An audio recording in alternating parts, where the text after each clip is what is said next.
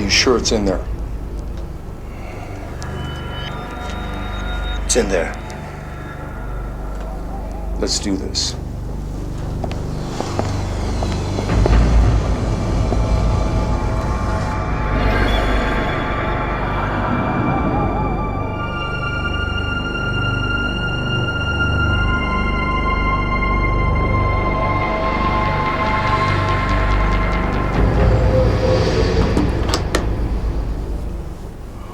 Hello, everyone, and welcome to the Pride Fighting Championships Armed and Ready.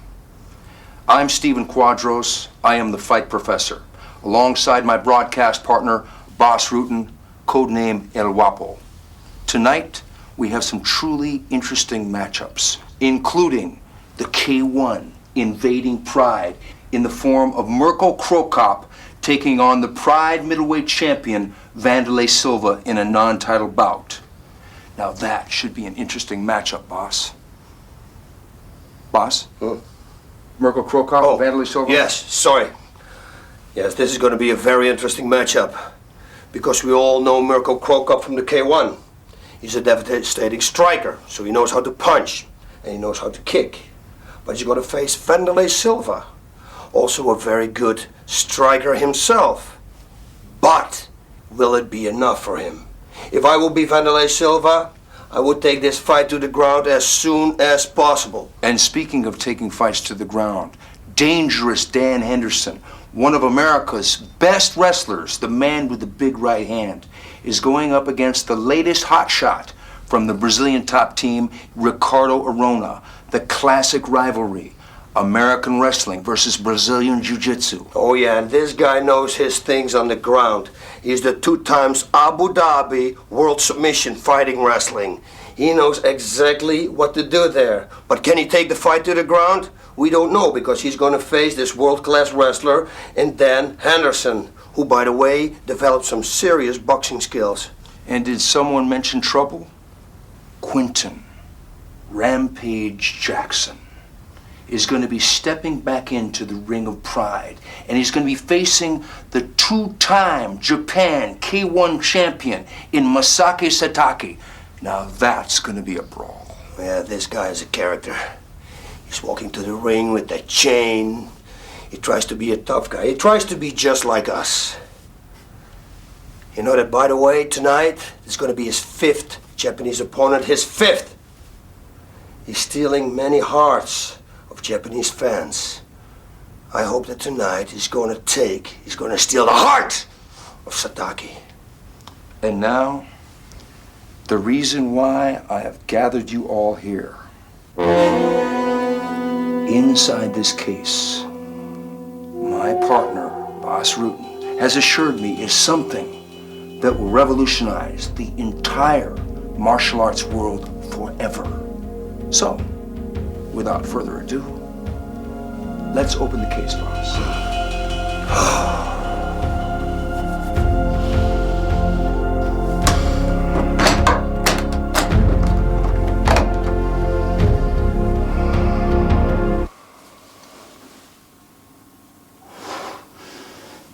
What? What is this?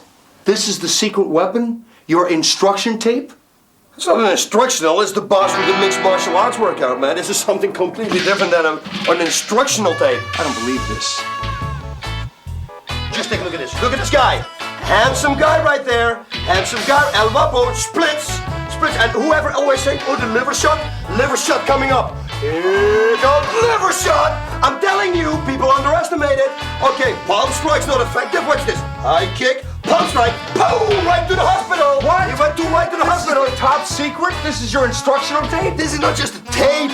This is the boss with the mixed martial arts workout. Steven, come on. Look at this. This is art. Oh, kick to the head. This is Frank Shamrock here, right here. Kick to the, oh, Maurice Smith. Look at this. Look at this, Maurice Smith. Oh, you want to stand up with me? Front kick, punch to the head. Oh, now he takes me down. Now he takes me down. No, hey, guys, come on. Good. Look at this. Oh, to the liver again. I told you, don't do that to me. You want to fight? You got to pay the price. Knee bar. This is beautiful.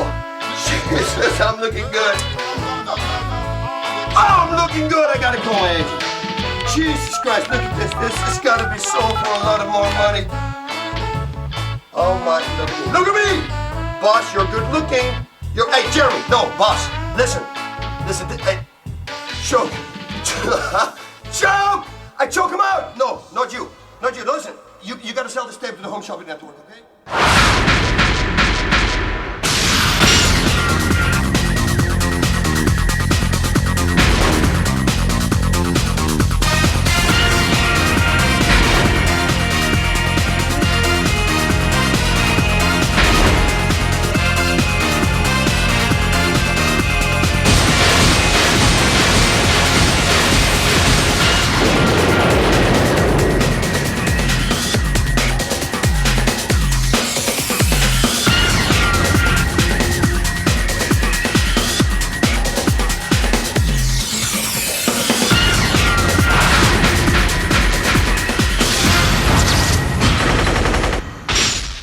I'm here with Bob Sapp. Bob, you're a big man. What are your dimensions? 6'4", 360 pounds, and 10% body fat. Now, you'd say you train with Maurice Smith. What is the training like with Mo? Well, I'll tell you what, Mo's got me getting up early in the morning and we're doing some running. I'm running about 3 to 4 miles a day. Afterwards, we go straight to swimming, and then after that, we usually hit the weights or do another grappling session. Then I have about 4 to 5 hours off, and then straight back to the kickboxing and the grappling. Is part of Maurice's training style to tease you? A little bit. Maurice likes to try to get in there a little bit and tease me up a little bit, him and some of his other constituents, as we shall call them. And does that get a burning fire inside of you of maybe anger toward him, but you're going to take that out on your opponent in the ring? Definitely, 100%. I tell you what, when we're up there in the morning, I have nothing in my mind other than just to win a fight. And Maurice sees to it that I am staying focused all the way. It's his first time in mixed martial arts. He is Bob the Beast Sapp, and he picked a tough guy in Norihisa Yamamoto. We've seen a lot of big guys come into mixed martial arts and have mixed results, boss. Yeah, everybody thinks that size doesn't matter, and of course it does, but normally with size also comes stamina problems, that is. But there's a lot of power also involved with size. So I think that Bob Sapp is very strong in the first round. Yamamoto got to try to work his way around, see if he can get him tired, go for a takedown, and then go for a straight armbar, which is going to be very difficult because, yeah, we saw his arms. It's like my legs. It's like going for a knee bar. Instead, he's going to do it on an arm. Would you say that you were primarily a grappler or a striker? I think primarily this fight, I'm going to be a striker. So Yamamoto better watch out.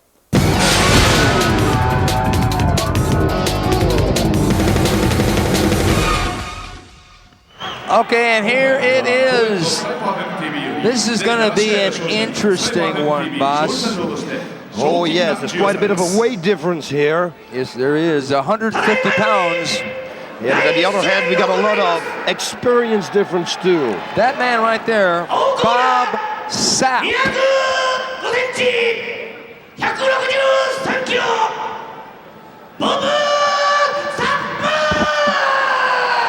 6'4", 370 pounds of fury, Bob the Beast Sapp, going up against that man there, Norihisa Yamamoto from Takada Dojo. Yamamoto is fast becoming known as sort of the giant killer. Oh yeah, Because his last fight in Pride, he fought a man who was 300 pounds, a K1 fighter by the name of Jan the Giant Norche, and got him with an armbar. And here he is with an even bigger man. Now, interesting about Bob Sapp, this is his mixed martial arts debut. He has been training since November of last year with Maurice Smith. He's also got Randy Couture, two-time UFC champion, so he's got a strong corner, but what will he do? A lot of people think he's going to come out and strike, and Yamamoto's going to want to get this one on the ground. yeah, I think so too. Maybe also a key thing for Yamamoto could be low kicks, maybe, because he's so big. Yeah, he's got to stick and move right now, and he doesn't want to take the fight. He wants to take the fight to the ground, but he doesn't want to end up on the bottom. That's one thing for sure. And he wants to grab that leg, but Bob Sapp is going to sort of punch away on the ropes. Sapp with an uppercut. Look how big Sapp is. Oh, and he's doing a good job here. He doesn't go crazy. He takes his time. The problem for Yamamoto will be how is he going to hurt this man? Bob Sapp is used to contact. He was in the National Football League for 4 years. He played pro ball from 96 to 2000. He started his... This big is left going to be hand. over. Bob Sapp is pounding away, and he's holding back because he doesn't want to blow all his energy right away. Because there's the low kick. Yep, if he keeps throwing that low kick, that could be his chance, but you don't want to get hit again.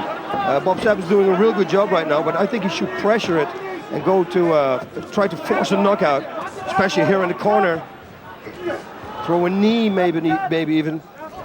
Well, especially since in one of Yamamoto's previous fights in Pride, he was stopped early by Silva with punches, and here he is in the clinch with Bob Sapp, and that's not a good position to be in. I wouldn't be worried about the knees, but the punches. Oh, is he going to throw a knee? He's got to throw a knee. That would be the best thing for the Giant to do right now. Our big 370-pound guy. Yeah, throwing body shots like that. Body pounding shot, away. nice. Whoa. Oh, he's beating him up now. He's beating him up now. Bob Sapp wants to save his energy, but he's in total control. How in the world is Yamamoto going to get Bob Sapp on the ground? Yeah, it's not going to happen. The only thing that he can hope for is that Bob Sapp is going to get tired. Bob Sapp should lock him up in this corner right now and try to finish the job there. And Yamamoto goes down. Yamamoto, and he's getting ready to knee to the body by Bob Sapp. Bob Sapp dealing it out. The referee taking a real close look at Yamamoto. Sapp backs up, and Yamamoto is starting to look like a mess in the face. Whoa. Some good stiff hook. Oh, not a hit. Big left hand by Sapp. It rocked Yamamoto. Yamamoto keeping his chin down, a smart move. Yeah, I'm telling you, Bob Sapp should throw knees here, and it would be a very smart thing for Yamamoto to do too. Oh! They call the fight. The fight is over. Bob Sapp has exploded onto the scene with a furious pounding of Norihisa Yamamoto. You know what I'm very impressed with is that he didn't go blind. He did everything perfect. He hit him with a few combinations and then he waited again. Okay, it was 2 minutes, 44 seconds of round number 1. Bob Sapp unleashing a furious barrage of punches and stopping Norihisa Yamamoto with a knockout. 2 minutes, 44 seconds. Beautiful. For somebody, again, who was the first time in the ring, he was very relaxed and his strategy was perfect. Look at this, here we go. Whoa, there's the uppercut and just pounding away. I mean, Yamamoto, it didn't land super clean, but Yamamoto was a beaten man there. Yeah, and they got 370 pounds behind it. Oh, that's it. It was a right hook, moving sideways, grazing along the chin, and referee Yuji Shimada not wanting to see Norihisa Yamamoto take any more punishment, saved him from his own courage, and Bob Sapp is really made a sensation. And you know, Bob Sapp technically is fighting for K1, so this was, in some ways, was K1 versus Pride match. Wow, I wouldn't expect. Now, of course, Maurice Smith is in the corner, and he trained a lot of striking. I think that the major thing from Bob Sapp was that he never fought mixed martial arts. Unlike last time with Yamamoto, we were talking about this earlier today together, when he fought Jan Noortje from K1, the guy attacked with punches. And if you know that a guy's going to attack with punches, he's very easy to take down. This was not happening, of course, here with Bob Sapp. So I think that was in his favor. Well, I'll tell you one thing. The Pride Fighting Championships has the heavyweight division, but we also have a blossoming super heavyweight division. We've got Bob Sapp now in the mix with Tom Erickson, Sammy Schultz, and Takayama. There are some big, huge monsters that could really be another Godzilla sequel in the Ring of Pride. Takayama. I want to see that fight. Takayama against Bob Sapp. I think that would be a great fight. I'd like to see Bob Sapp against Fujita. But I mean, if Bob Sapp continues to improve This guy is going to be really hard to stop. I think so too, because he has only 6 months of mixed martial arts experience. So that says something about the man. He really wants to go. Maurice is working really hard, and he's doing a great job. And there they go, Maurice Smith in the corner. And there's Yamamoto, a little dejected there, but he was beaten by a strong fighter, and what a lot of heart he's got.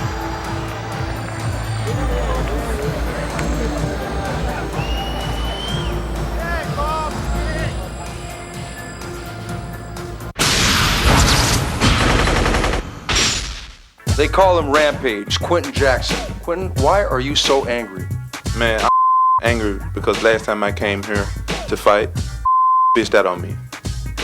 He bitched out on you? Explain that. You know, I'm out there fighting, you know what I'm saying? I'm trying to get the fight on. I throw a knee, you know what I'm saying? It's a little low, but it's not a could have came out. So I'm pissed about that. I've been pissed about that ever since then. You're talking about Daijiro Matsui, the man that fought with both Chance and many others. Don't you think he's got heart? Man, I thought he did at first. I used to respect him. I used to respect him more than anybody else. About the way he no respect. I might not be doing too much Muay Thai, you know what I'm saying, this time, but you know what I'm saying, we'll see what go on. So the knees to the leg and to the midsection we're not going to see against Satake? Oh yeah, you'll see the knees. I'm not gonna give up on my knees because you know what I'm saying, I work them and I'm learning, you know what I'm saying? You know, my knees are good. I have good knees, you know what I'm saying? I just need to, you know what I'm saying, fight real fighters instead of you know, act like they got cut off, you know what I'm saying?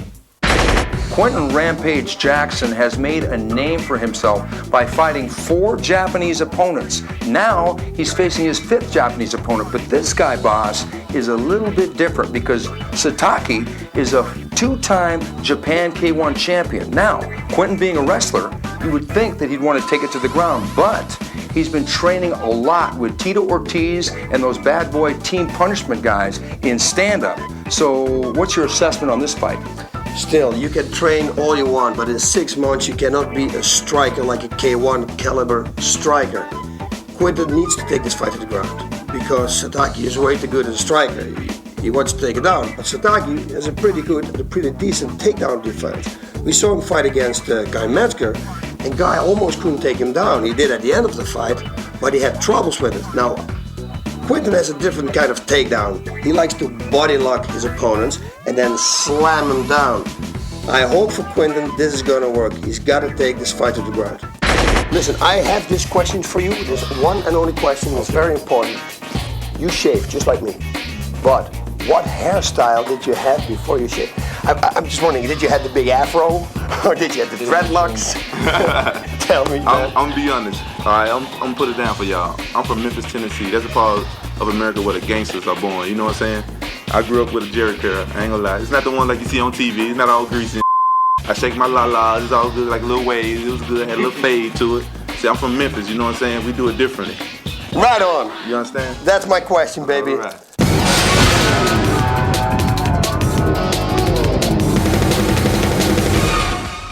And now for the second match. アコナよりクリントン・ランページ・ジャクソン選手が入場です。 Okay, here he comes, boss. It's a man that both you and I know so well, and he loves to come into the arena and Oh yes, Mr. Bad Boy, this guy. Oh, that's a character. You see him in the pre-interview. And yes, you know, he's got some mouth. he's got a lot of anger inside of him for this fight, but he's going to need it because his opponent is no slouch. And look at him. What's he got, war paint on? Yep, it looks like it's the new Rampage here. He's really angry. He is on a rampage. He really is. Quentin Rampage Jackson, 23 years old, 6 feet tall, 210 pounds of fury. Originally from Memphis, Tennessee, and now he lives in Orange County, Huntington Beach to be a fact, and he trains with Tito Ortiz and Team Punishment. Quentin would like to thank KMCWheels.com because they gave him some real Superfly 22.5-inch wheels for his 1998 Ford Expedition. He's really happy about that. But man, look at that face. Oh yes. He kind of looks like Charles from Tap Out. Oh no, which guy? I don't know him. It looks to me, it looks like a war movie. Right here, coming out with the pants, the war paint on the face. War, baby. Well, let's hope that doesn't rub off on Satake, because otherwise we'll have a problem. In his corner to the left, he's got Colin Oyama, and to the right, he's got Dave Roberts, and the third corner man is Alex. Quentin has always been one of my favorite interviews, because remember the time where he said he's going to bring the chain in to fight against Sakuraba because he beat 4 Gracies? Yeah. Yeah, and the question that you asked me, remember, where could you see yourself in 4 years or in 2 years? And he answered, right now I'm 24, so then probably I'm going to be 26. Classic answer. Yeah. The pace goes up. You know, he's got that 1998 Ford Expedition. You know, he bought it from Tito Ortiz. He bought that car from Tito Ortiz, and he says he's going to put in some airbags. Yeah, everything from the side, everything from the front, he said, so he could move around in the car. Yeah, you know, Quentin is really good at sound effects. And Quentin has got a great karate kia. And he said, he went on record as saying he thinks his opponent, Satake, is a Japanese redneck because he's got no front teeth. You see, you gotta love this guy. Oh yeah. 赤コーナーより佐竹正明選手の入場です。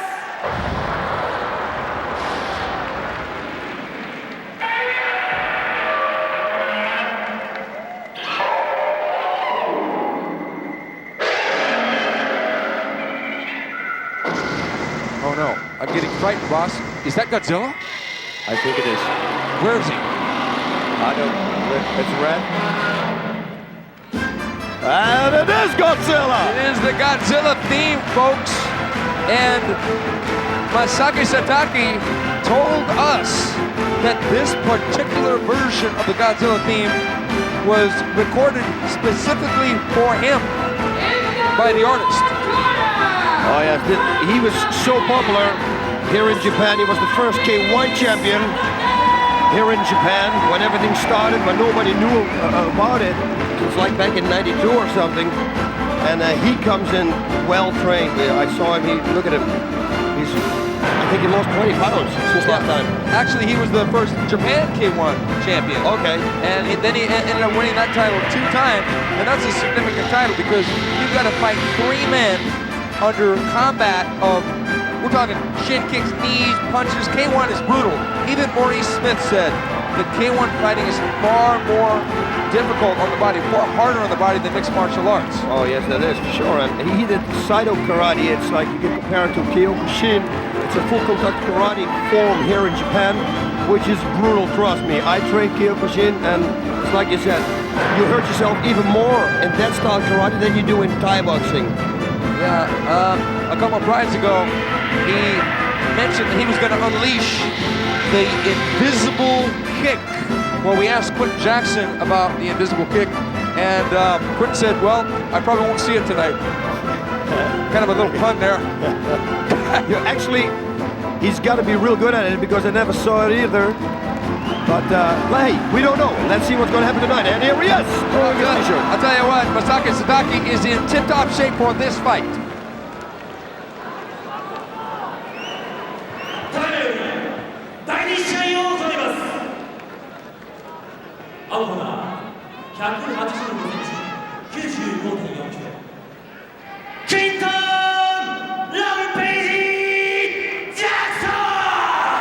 That is the man right there, Quentin Rampage Jackson.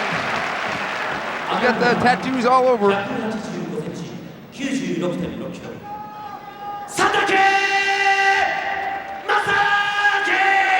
Masaki Satake.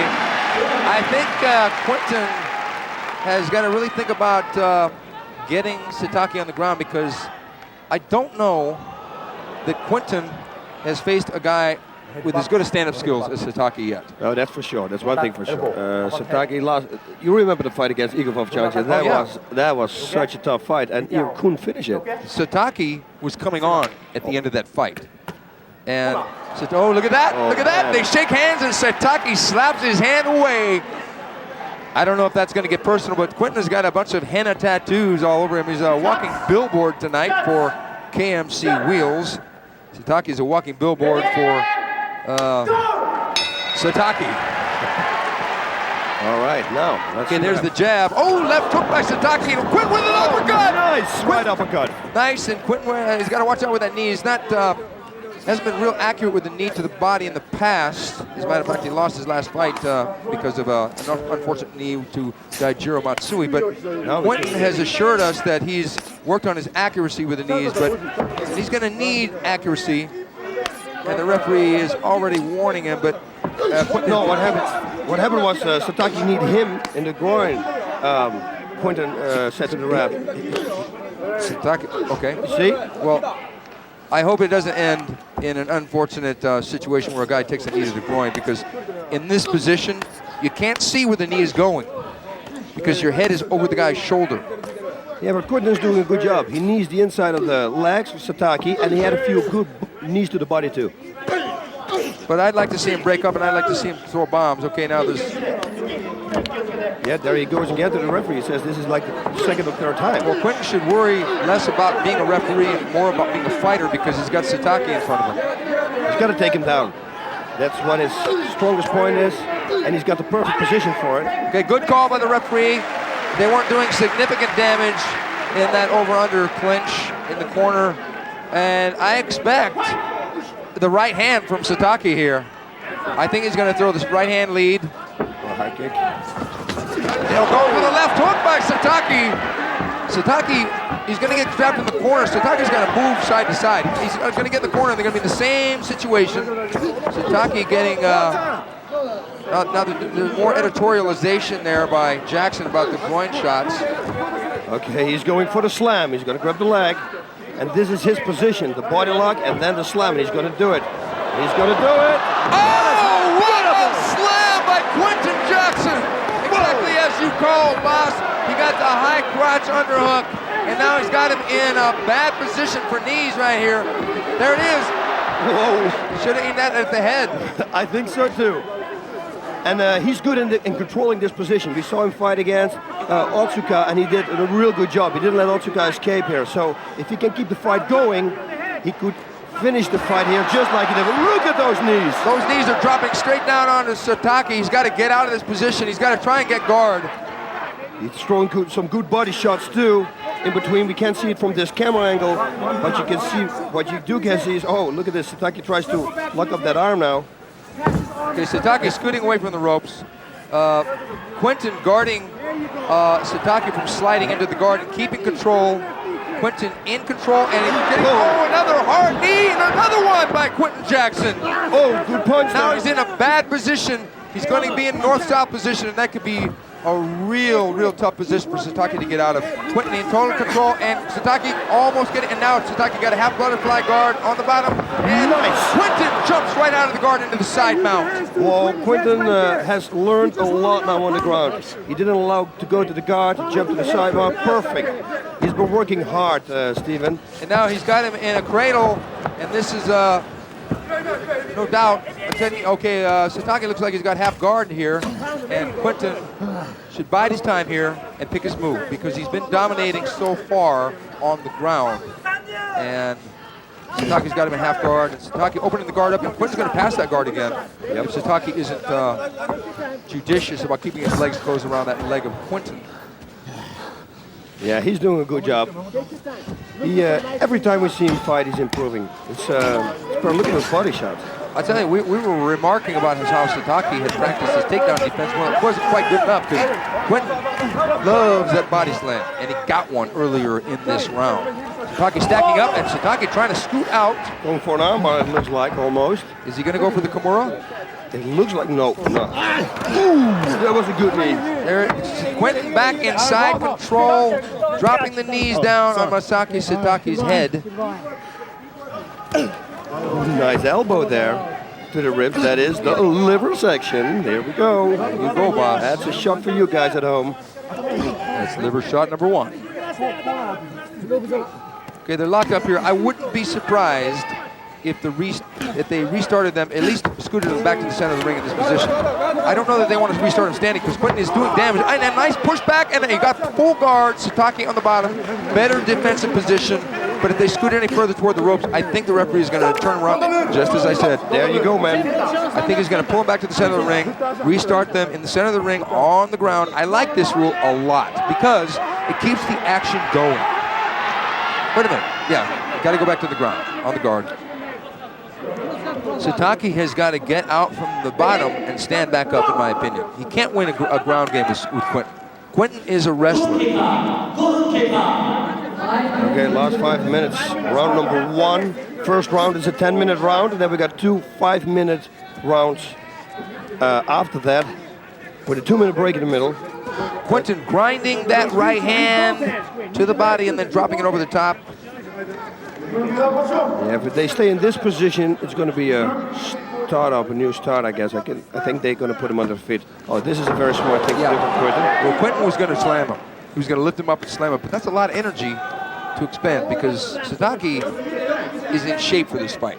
Yeah, but what Satake did when Quentin got up, he opened his guard. So maybe Quentin can do the same thing now, pass the guard, go to the side mount again, because he did a good job there with the knees. Okay, Satake still got the closed guard, but Satake still being relatively new at mixed martial arts, doesn't have a lot of options.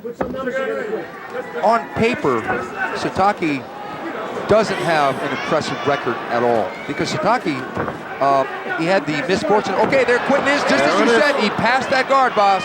And now he should start raining those knees. Oh, a side knee from. Oh, look at those. It's not going to be long before the referee has to really think about stopping this fight because, mounted position by Quentin Jackson. Bad news for Satake. This is beautiful. I never saw knees like this. Look at this. Oh, look at that. He's going to go for a leg lock. Oh, man, what a wild move there. We're calling the same shot, Steven. Wow. The referee is really taking a close look, man. If Quentin gets another mount and lands a couple more clean punches or knees. Oh, there's another knee. That knee again. And he's keeping a real close eye on Satake, but a lot of those knees haven't landed crushingly accurate. But Satake spinning out, back up. There's going to be a slam. You know, Satake doesn't move. There's something wrong. He landed, and he was in pain. I saw his face when he landed with this throw. Wow. What a victory! Quentin Jackson winning by body slam. Oh, we were talking about it before the fight. And he did it again. Quentin Rampage Jackson. Look in the rerun and replay, we will see. At the moment he slammed it down, I saw Satake's face cramping in pain. Oh yeah, he hurt his back. He hurt his back. And it was done. It was a KO in 7 minutes, 7 seconds of round number 1, and another big win. Now this is a big win. Here he goes for that. Look at that single and into a body slam. Oh, he slams it right on his shoulder too. That's the first one. That was early in the round, and then here Jackson is behind the back, over the shoulder suplex, and kabam! And that hurt Satake's back right there. Yep, he already waved to the referee. He said, no mas. Man, that's a big victory because a lot of people expected Satake to give Quentin Jackson problems standing up, and he maybe was thinking about that earlier, but Quentin locked him up, took him down, beat him up, and then slammed him around like a rag doll. And Satake, wow, he's going to have to see a chiropractor on that one. I think so too. You know what impressed me the most? For Quentin, passing the guard, going every time to the side mount. He hit Satake with that right uppercut at the beginning of the fight. His hands are improved. The knees this time were crisp and clear. He hit him a few good times to the body. Inside knees, here we go again. The throw on his back. Boom! Yeah, Satake's in pain there. Constant in control. His training has paid off. Look at this. I mean, wow. That's a lot of action. I'm telling you, Quentin Rampage Jackson is really kind of like Action Jackson in there tonight. And there he is. And I'm sure he feels a little bit vindicated, you know, having got a victory over a guy who won the K1 Japan tournament twice. Quentin Jackson has got to be real happy tonight because of the way he did it. He didn't do it with a boring fight. He did it with a body slam, over-the-shoulder suplex. He did a perfect job. He really impressed me. This is maybe the 4th or the 5th time that I'm saying it right now. This guy is going to be a major star. Also, the people love this guy. He's got everything. He's got the attitude, he's got the good interviews, and now he's got the technique, he's got the power, stamina, he's got it all. He's got the whole package. I tell you, what could be next for him? Because, you know, right now in our middleweight division, we got Wanderlei Silva, who's the champion. We got Murilo Ninja Hoa, we got Mario Sperry, we got Alex, the Brazilian killer, Stiebling. All these guys waiting in the wings. Quentin Jackson really is going to have a big fight next time.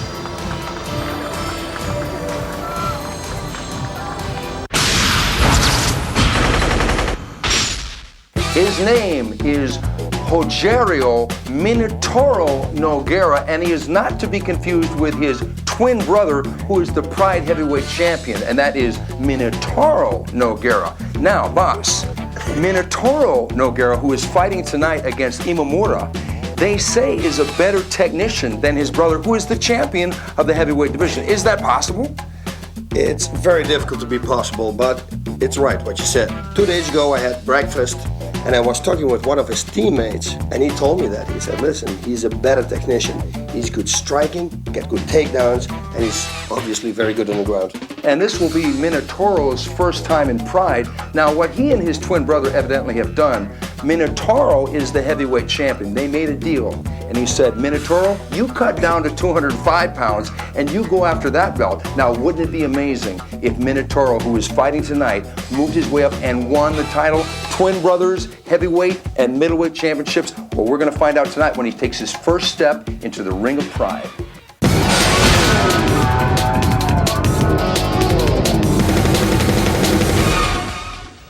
ただいまより本日の第3試合を行います。 And now for the third match. 青コーナーよりアントニオ・ホジェリオ・ノゲイラ選手の入場です。 Okay, coming in, he is from Brazil. And no, folks, we don't want you to get confused in this fight, because as we said in our pre-fight interview with Rogério Minotauro Nogueira is in fact not the Pride Heavyweight Champion. His twin brother is. But Rogério Minotauro, entering the arena right now, is going to try and make a statement of his own. As I said, his brother is the Pride Heavyweight Champion, and they made a deal. Antonio, his brother, said, Rogério, you go down to 205 pounds and win the title down there. That way we'll have brothers win the heavyweight title and middleweight title. So now he's making that first step. This is Rogério Minotauro's first fight in the Pride Fighting Championships. And I'm really looking forward to this because some people have said that Rogério, pictured right there, shadowboxing, is as good, if not better, a technician than his brother, Minotauro. Yes, I heard the same thing, and by the look of his boxing skills, looks good, has his elbows down, which makes him completely different already, so that's a real good thing. He's technician, super technician, he's lighter, so he's faster probably, and if that indeed would happen, the heavyweight, he would get the middleweight title, and his brother would keep the heavyweight. I think that's the first time in history of mankind. And yes, folks, you are seeing double in a way right now, his brother over his shoulder. Rogério jokingly said, and I'll quote him, my brother and I have never dated the same girl, but we have the same taste in women, and that his girlfriends have not confused me or him. Well, you know, it was a logical question to ask because, you know, boss, we would, inquiring minds wanted to know. Yeah, if we would be twin brothers, we would exploit that. We would try to see how many people we could confuse. And he's got a real good corner tonight. He's got his brother, Antonio Minotauro Nogueira. He's also got the Brazilian top team in his corner. And then the other brothers, Nogueira. And he's got the famed Luis Alves in the ring there with him, Muay Thai coach from Brazil. We're going to see some action from this man, Minotauro. ただいまより第3試合を行います。青コーナー191センチ、94.6キロ。アントニオ・ホジェリオ・ノッケイラ。 Okay, their parents really wanted to confuse everyone. They named both their kids Antonio. At least they changed the middle name. Thank God for that. Thank God for us. And there he is. He's a fire plug, and he is Yusuke Imamura. He's from Guma, Japan, and that's out in the countryside.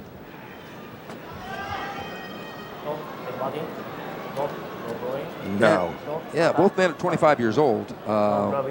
What are the keys to victory for Imamura, boss? I can't tell. I can't tell.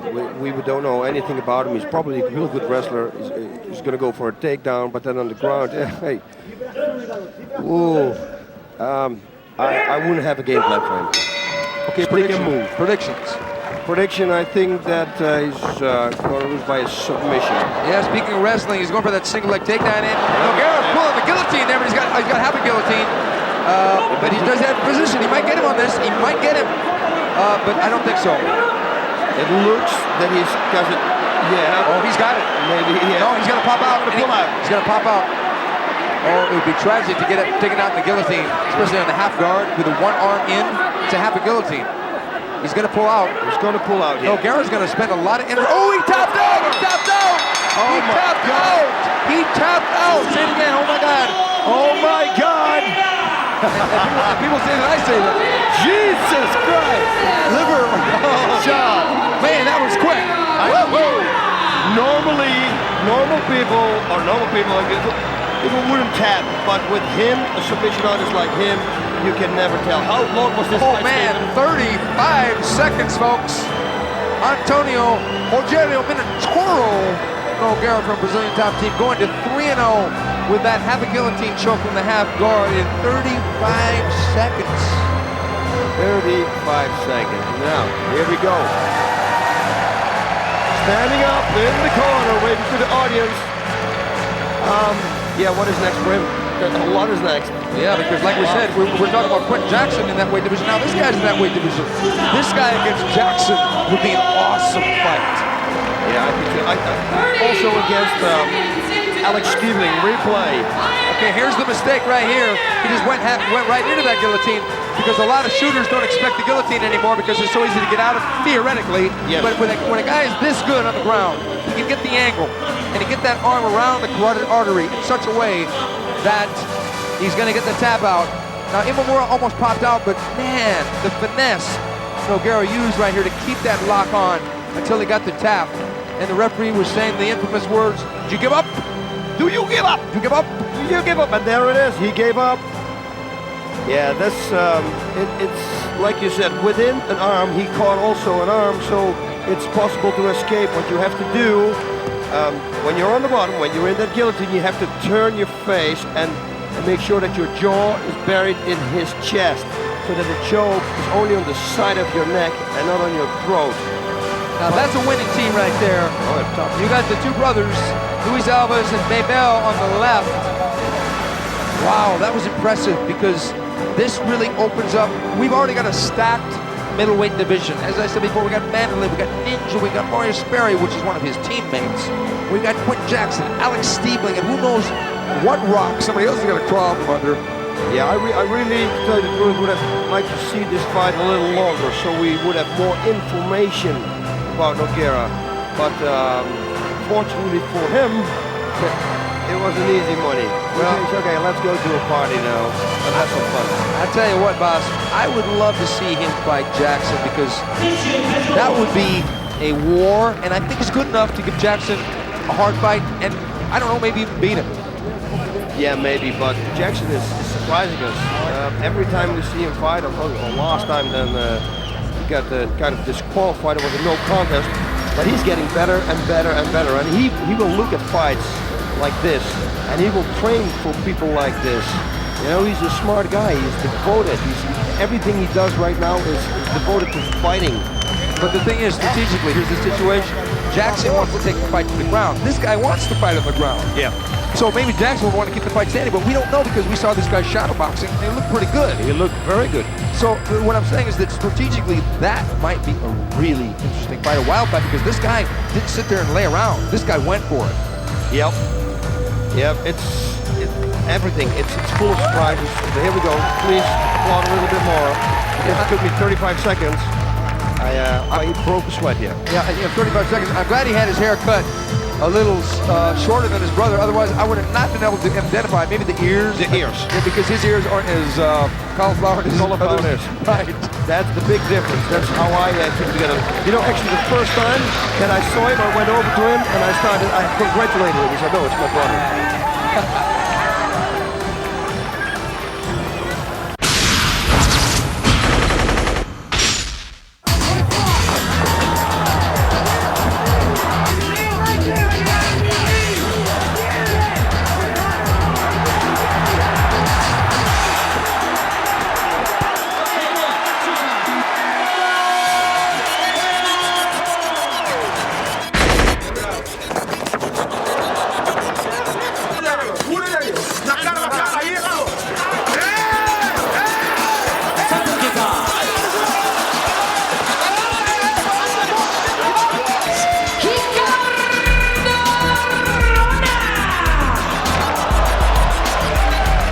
Dan, is there a rivalry between Brazilian Jiu-Jitsu and American wrestling?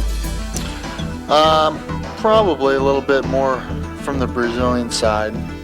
I don't know.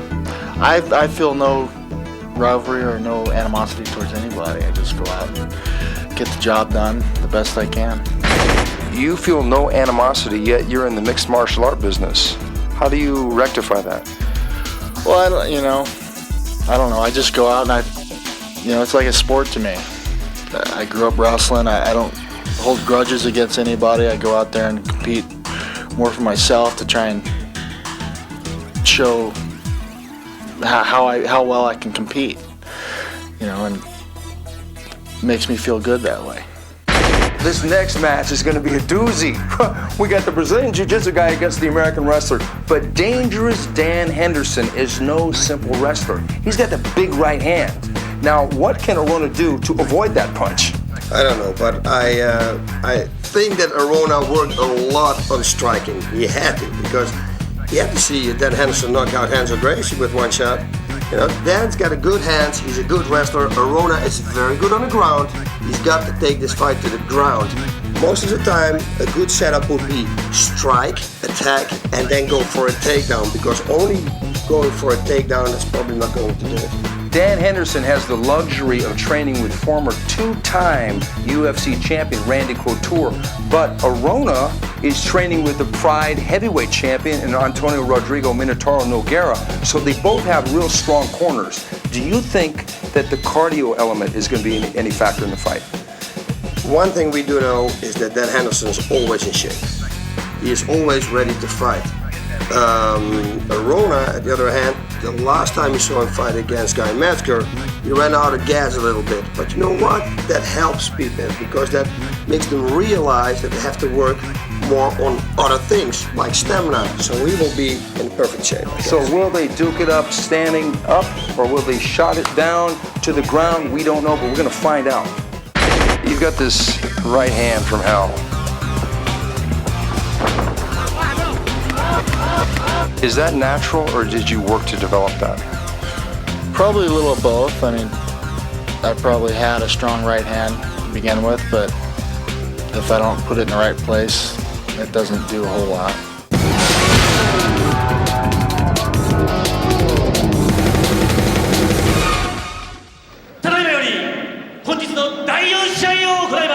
And now for the fourth match. 青コーナーよりRicardo Arona 選手の入場です。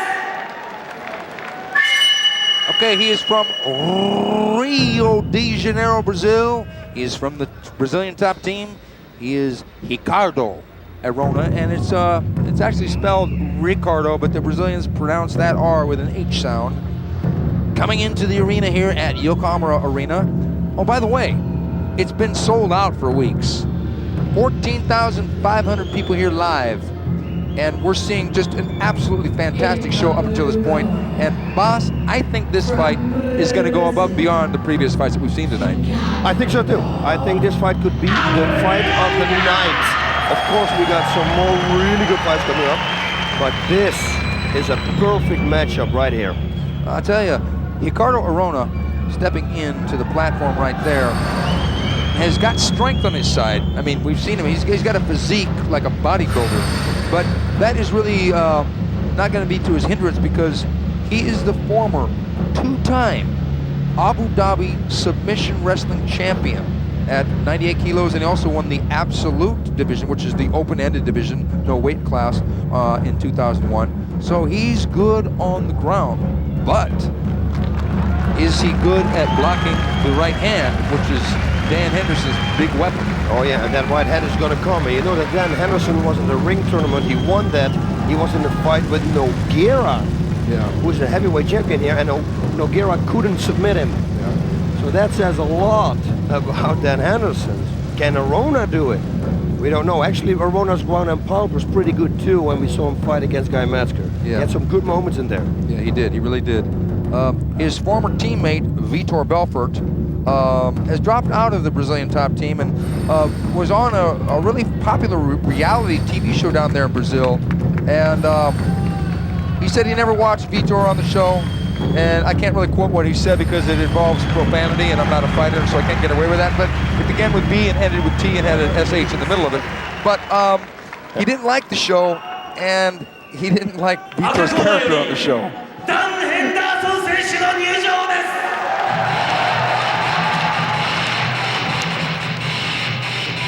And here comes his opponent. He is dangerous. Dan Henderson from Team Quest. Team Quest has got some good fighters. They've got the UFC top middleweight contender, Matt Lindland, but more importantly, in his corner tonight, Dangerous Dan Henderson has the two-time UFC heavyweight champion, Randy Couture, and that man knows mixed martial arts. He does for sure. Those guys are training partners also. Both very fanatic. They train real hard. They're wrestlers. All the wrestlers always train real hard. He's got the Kaikan Saki t-shirt. He's sponsored by it now, and everybody in the hotel is walking around in those t-shirts. And you know what? Those t-shirts fit really good. I mean, they gave me one that fits like a glove. It fit like it was tailored. It fits better than the suit, actually. Oh, you think so? But we look better in this suit. Thank God we didn't do the opening of the show with this t-shirt and sunglasses. I don't think that would have been a big hit. No, that wouldn't, because first of all, I don't drink sake, and secondly, well, I'm not getting paid to sponsor them. So anyway, we'll talk about that later. But Dangerous Dan Henderson making it in.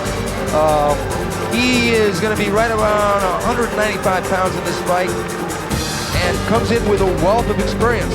He won a UFC tournament, and he beat Carlos Newton and Alan Goes in that tournament. He's also got a knockout win, the only guy to ever stop a Gracie when he knocked out Enzo Gracie, and the only man at that time to have stopped Akira Shoji, who has been stopped since then. So Dangerous Dan Henderson can terminate with extreme prejudice. Yep, and the same as in Quentin Jackson, he is getting better every fight. He's working on his flaws, he's looking at his fights, he looks at his opponent fights, he tries to capitalize on their mistakes. That's what he said, what he told us. Better and better, devastating right hand, like you said. God knows he's going to get a devastating left hook this time. We saw him actually kick a few times. We don't know how much that improved, but let's see. 第4試合を行います。青コーナー180センチ、91.6キロ。Ricardo Arona! Ricardo Arona. These are the young lions right here. Arona's 23. Actually, Dan Henderson is 31 years old, but he's in tremendous shape. Dan Henderson has got one of the best conditioning regimens in the sport. Never runs out of gas and is dangerous late, as he was when he fought Murilo Ninja Hua, and he hurt him late in the fight. So I would have to say that if Arona's going to do it, he's going to have to do it early, because the later the fight goes, the more dangerous Dan will become. Taking the words right out of my mouth. You know, we said earlier that the middleweight division is stacked. We forgot to mention these two guys. We got Quentin Jackson. We got the other Nogueira in Minotauro. We got Dan Henderson and Arona, two of the top dogs in the division. This night has been stacked with middleweight talent. And there's a low kick and answered by a right hand by Henderson. The right hand again. And Arona shooting in. And they're rolling now. Oh, beautiful escape. And in the guard. Wow, a lot of action there. Arona on top. High base. Closed guard by Dan Henderson on the bottom. Yeah, this is where Arona exactly wants to be. Now let's see if he's going to try to pass that guard.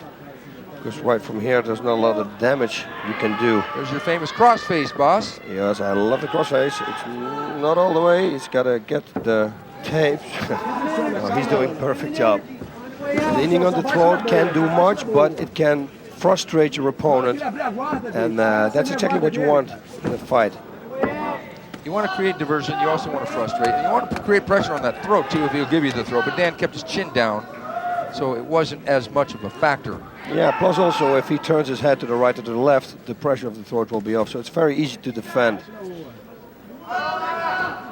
This fight could be a pretty fast startup, I think. There's already a warning, I think. Oh, there we go, here we go. Okay, Dan getting that right leg there, and he goes for the half guard, opposite the half guard. He kind of gave it away. Actually, Arona kind of passed once Dan got that half butterfly. Yeah, he's got to watch out now because Arona is the type of guy who can pass this half guard also and goes straight to the mount or maybe even side mount. And look at Arona's left foot. Yep. Starting to work on that pass already. Yeah, one little mistake from Dan here and he's going to slip out. Because I don't know that Dan wants to try and escape out the back door by turning his back if he gets mounted, because Arona can get the hooks in. And that would be a tough position to escape from. But Dan has assured us that he is not afraid of his submissions, meaning Arona's submissions. Yeah, and it's very logical because he, like he said before, he's been in so many fights with so many good fighters and nobody ever submitted him. So I don't think Arona's going to do it either, but you never know.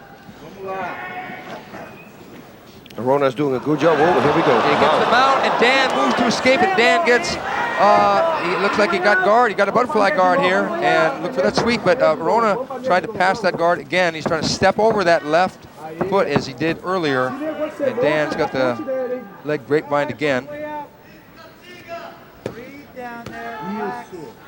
We're going to have to see a little more variety here, otherwise the crowd will become restless, because it's already formed into sort of a pattern. Yeah, but one of them is going to make a mistake. If Dan makes one mistake, he's going to go to side mount, Arona is going to go to the side mount, and then it could be a dangerous fight. But once Arona is going to go for submissions, that leaves him probably also open. So then maybe Dan can escape the situation. Well, I had said this before, and in some ways, Dan Henderson is like the comeback kid because he was behind when he fought Wanderlei Silva. Now Dan pulling over. Beautiful. That was excellent reversal by Dan Henderson. Arona on the bottom for the first time in the fight. Dangerous Dan on top. He's got to make sure that Arona is not going to pull guard. That's one thing that he really has to watch out for. Well, Arona's already got guard. No, he's got the half guard. Oh, you are absolutely right. Yeah, the camera angle, but I could see it from here. I was. You know, boss, as I said before, when Dan Henderson fought Wanderlei, he was in trouble early, but he made a huge comeback. When he fought Ninja, he was in big trouble early, and then he made another huge comeback. Oh, guillotine choke from the mount. No, from the half guard, and it's creating pressure. And there's the knee. That's what he has to do. From this position now, he has to go to total side mount. That's what he should try to do, because he's frustrating him with the guillotine. Maybe, there we go. Let me see. Oh, throw that knee now. There's another one. Back on their feet, folks. Yes, excellent. Like we said, this is going to be a super fight. Oh, yes. And it has been. And Dan charging in. Arona moves straight back. Yeah, he's got his head a little bit too much up, his chin a little bit too high up, Arona, so he's got to watch out for that. Arona coming in with that left inside kick, in a right front kick, and Arona trying to get for a body lock, but they've got an over-under clinch now. Nice takedown. Nice takedown by Dan Henderson in the side mount. Arona has got to get guard here because there's the, chopping away Dan Henderson with the right hand, boss. Yep, he's going to do the knees, same thing like he did to Akira Soji and to all the other guys. He's going to rain down knees. And you better believe that he's in a good control as the good wrestler he is. Well, one thing I like, and I saw this with Quentin Jackson, is that the fighters now in side mount are creating a new position where they lay on their sides and throw like a side knee directly down onto the head. Yeah, it looks like almost like the ties. Look at that, look at that, he chopped the arm with the leg. He chopped the arm, he's pounding away. Wow. And Arona using his strength there, and Jen, whoa, what a punch! Whoa! This is a great fight. Man, it looked like Arona was in trouble, and he popped Henderson, and Henderson fell back into the guard. But Henderson was really in control there. Yeah, that was too bad for Henderson to give this up, because that's the best position you can probably have in a fight. But hey, he was in this position also at the beginning of the fight, so he will maybe get it again. But you have to give kudos to Arona, who escaped. And there he goes, and he jumps almost into the side mount, and Henderson getting back under. Armbar looks like he's going to go for Kimura, do you think? Don't know. He's grabbing his wrist. We can't see it from here, but he's having it. Dan Henderson has. Okay, there's something. Okay, maybe they're going to restart. Yes, restart in the center of the ring. Okay, that's nice. You know, Henderson said that Arona won't be afraid of Henderson's stand-up until he gets hit a few times. Well, Arona really likes this fight on the ground, and he's tried, he doesn't want to stand up with Dan. Yeah, one thing for sure is that Arona's kicks are real good. Yeah. Very powerful kicks. That front kick it's also a very powerful weapon, especially later on in the fight. If the people get tired and you get a front kick to your solar plexus, it can take a lot of air out. Yeah, because he did that good left kick and the good right front kick, as you said, and it set up the distance, and he closed it so quickly. And then he got the lock, and actually Dan got the takedown, but then it was Arona who did the work on the bottom. Oh! Henderson over an armbar now. Henderson side mounted by Arona. Now see if Arona is going to do the same thing that Dan did to him, raining knees, or is he going to go for a submission? What do you say? Well, I don't know. With 3 minutes left, there was that side choke that Mario Sperry, his teammate, threw on both chances, but I don't think that Dan's going to fall for that. I don't think so either. And it's he has to move. He's going for the mount. Got the mount, and Dan trying to scoot out. Dan Henderson is mounted by Ricardo Arona presently. Now we'll see if Arona can break loose of the grip of Dan Henderson and land some significant punches by sitting up. Yeah, the thing is with the mount, if you don't have the underhooks and you sit up in the mount, it's an easy to escape situation. If you know how to escape the mount, Dan will know. So I don't think that's going to be a big problem. See, once he's going to pull himself out, Dan is going to try to escape. Like he did before, that's how he reversed him the first time. Well, Arona has made a real comeback and made this fight, actually, it's a really close round. Yeah, now it's he did a good job also here with the punch run. Here we go! Oh, what a reversal by Henderson, and Arona just jumps right back on top of him. Beautiful. This is technique, ladies and gentlemen at home. The highest level right here. Make one mistake, you're going to be turned. I like those elbows to the thigh there by Henderson. Entirely legal in Pride Fighting Championships. Elbows are not legal to the head in Pride. Either are headbutts. Either are groin strikes. Either is biting or eye gouging. This is a sport, folks. We're moving into the mainstream now. Mixed martial arts is going to be the sport of the future, and it's the sport of the present here in Japan because we got our sold-out house here at the Yokohama Arena. Steven Quadros, I am the fight professor alongside my broadcast partner. His name, El Guapo. El Guapo. So that Arona, here, Dan is trying again. He's got it. That was sweet. And there's that front kick again. Oh, and now 1 minute left. What can Dan do in 1 minute? He's in the guard. He's in the guard. So that's going to be difficult. It's going to be really difficult because Arona's going to use his strength. Is Arona getting tired? Because that was just an outrageous escape from bottom. Yeah, but I saw Dan doing this many times, and even when people are like in the beginning of the fight, Dan is just that good of an escape artist. Yeah, he's a regular Houdini in there. Ah, there you go again. Take the words right out of my mouth. I got you that time. But there's been many times when you took the words right out of my mouth, or you said it before I even thought of it. So. Yeah, this is going to go into the second round. That's pretty much sure. I never want to say sure anymore. Now, Dan tried that crossface, like he said, on Arona, but he didn't continue doing it. He's going to try the neck. He's going to try a can opener neck crack here, but Rona's not going to go for that. He's going to go. Oh, he opened up that guard, and Henderson dropped the right hand to the body. Oh, yes. Look at it. First round. He looks in a good shape. Look at them. Wow. Yeah, Arona he hasn't even gone back to the right corner yet. And now he's going back to his own corner. You know, is Arona starting to get out of gas? Because if he is, and look at that man, Kazushi Sakuraba, he is commentating for the Japanese broadcast. One of the true legends, one of the greatest fighters in the history of mixed martial arts. The submission master, Kazushi Sakuraba, one of our favorites. I'll tell you what, this fight has been every bit as exciting as we expected it. It has been technical.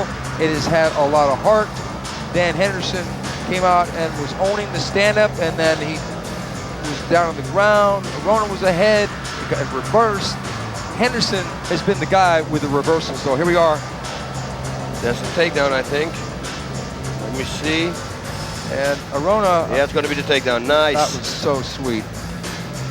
Dan Henderson in the side mount here, starting to, look, he's got that hip position. He drops those top knees. Oh, look at that punching. And Arona squirming, trying to get out at all costs. And Dan trying for that can opener to get the guard open, and then dropping the right hand. And then that was on the jaw. I thought it was a body shot. It was a beautiful thing that he did. He did the can opener, then he let him go, and while his head spun backwards, he gave him that left hook to the head, and then that right hand after that. It was a perfect combination. He trained for that. And he looks like he's ready and fresh to go another 3 10-minute rounds. Of course, the next 2 rounds are 5 minutes each, if it goes to that. I don't know, man. I know that Arona wants this fight on the deck, but it's going to be harder and harder for him to get Dan Henderson, the wrestler, down as the fight progresses. If you look at each man's physique, Arona is muscled up, and sometimes people who are muscled up like that get tired. Yep, you're absolutely right. More muscles needs more energy, more blood. More oxygen. More oxygen. Right. No combination inside that blood. So, hey, round number 2. Okay. Now, first round we can't say. We would say a draw, but in the Pride Fighting Championships, they don't count by rounds. They count the whole fight. So who's the strongest at the end of the fight is the guy who's going to win. That's also a big factor, a major factor right here. Okay, expect the kicks from Arona, expect that right hand from Henderson. But Henderson's been throwing more than just the right hand. He's been throwing the left hand. Oh, a kick by Henderson. You gotta love that. And Henderson checks that right low kick by Arona. Arona, oh, Henderson with the right hand!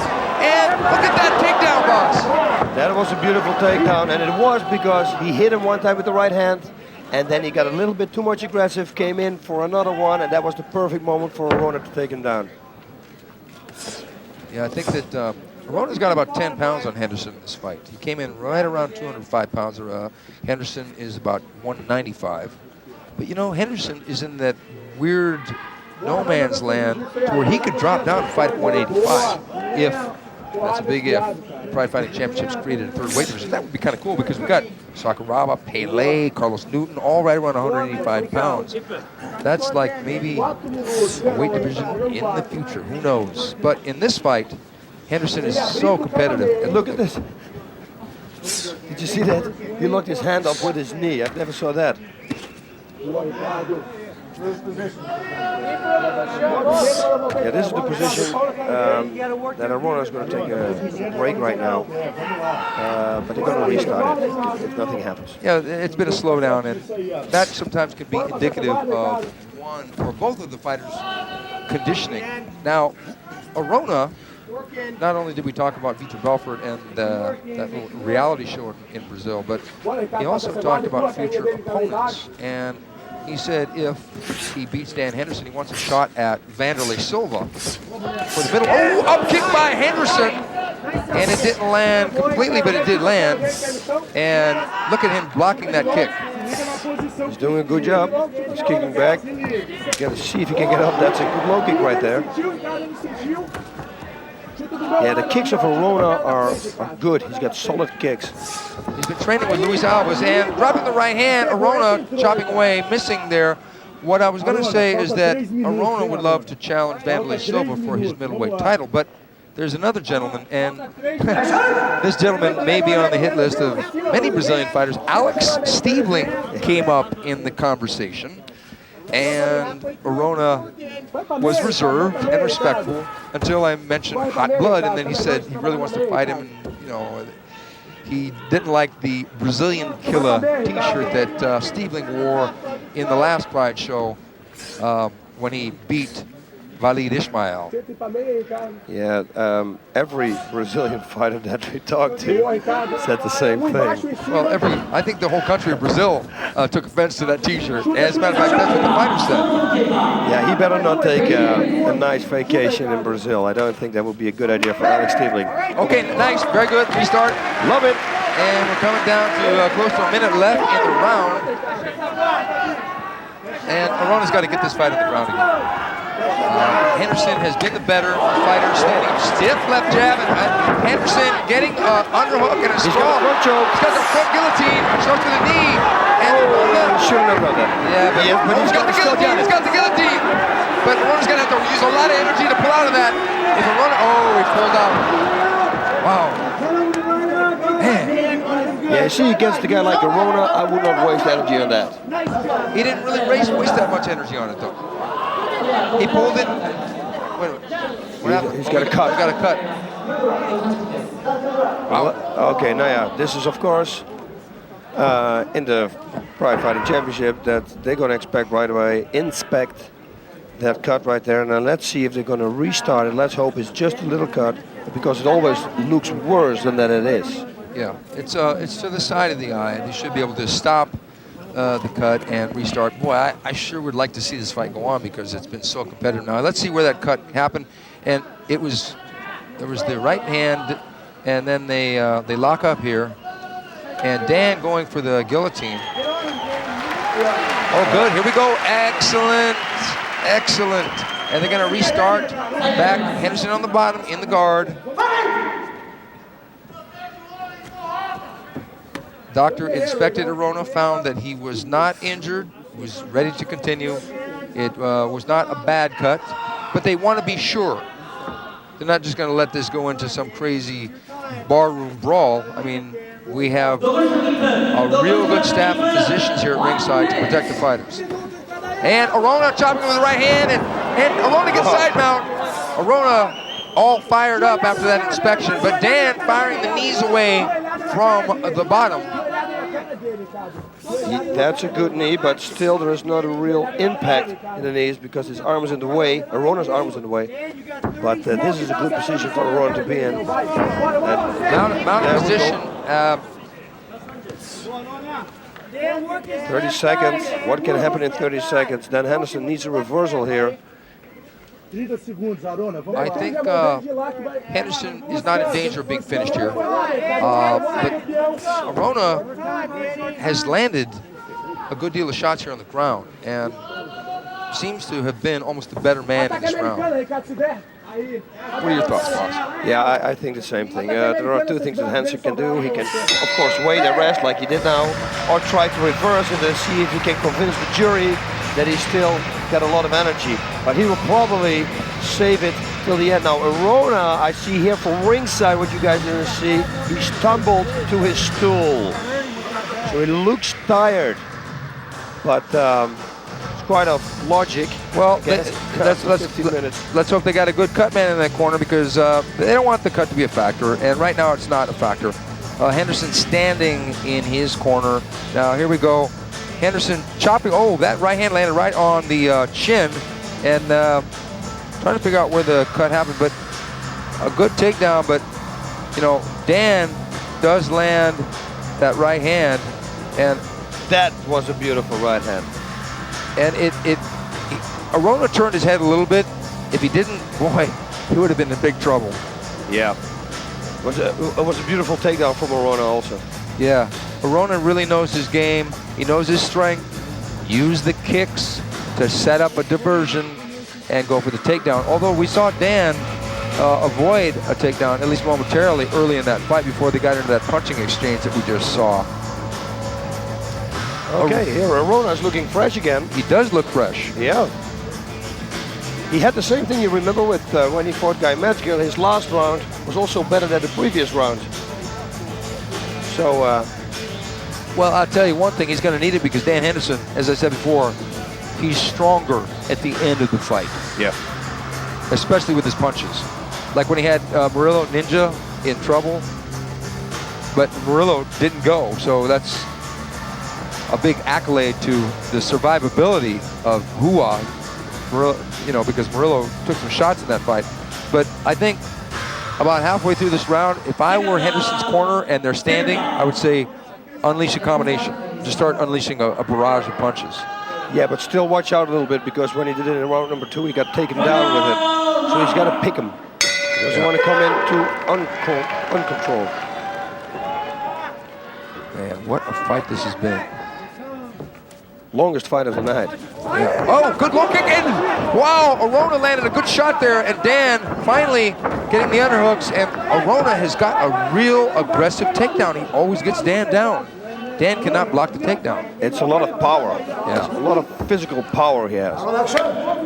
And do you think that, I mentioned earlier that Dan can make 185 pounds. I don't know that Arona could. Do you think that the weight here is the factor in the takedowns? Yes, I think for sure. Strength, also, yeah, with weight, most of the time also strength comes. And apparently what we're seeing right now, he's got the stamina to back it up. So he's got the whole package here.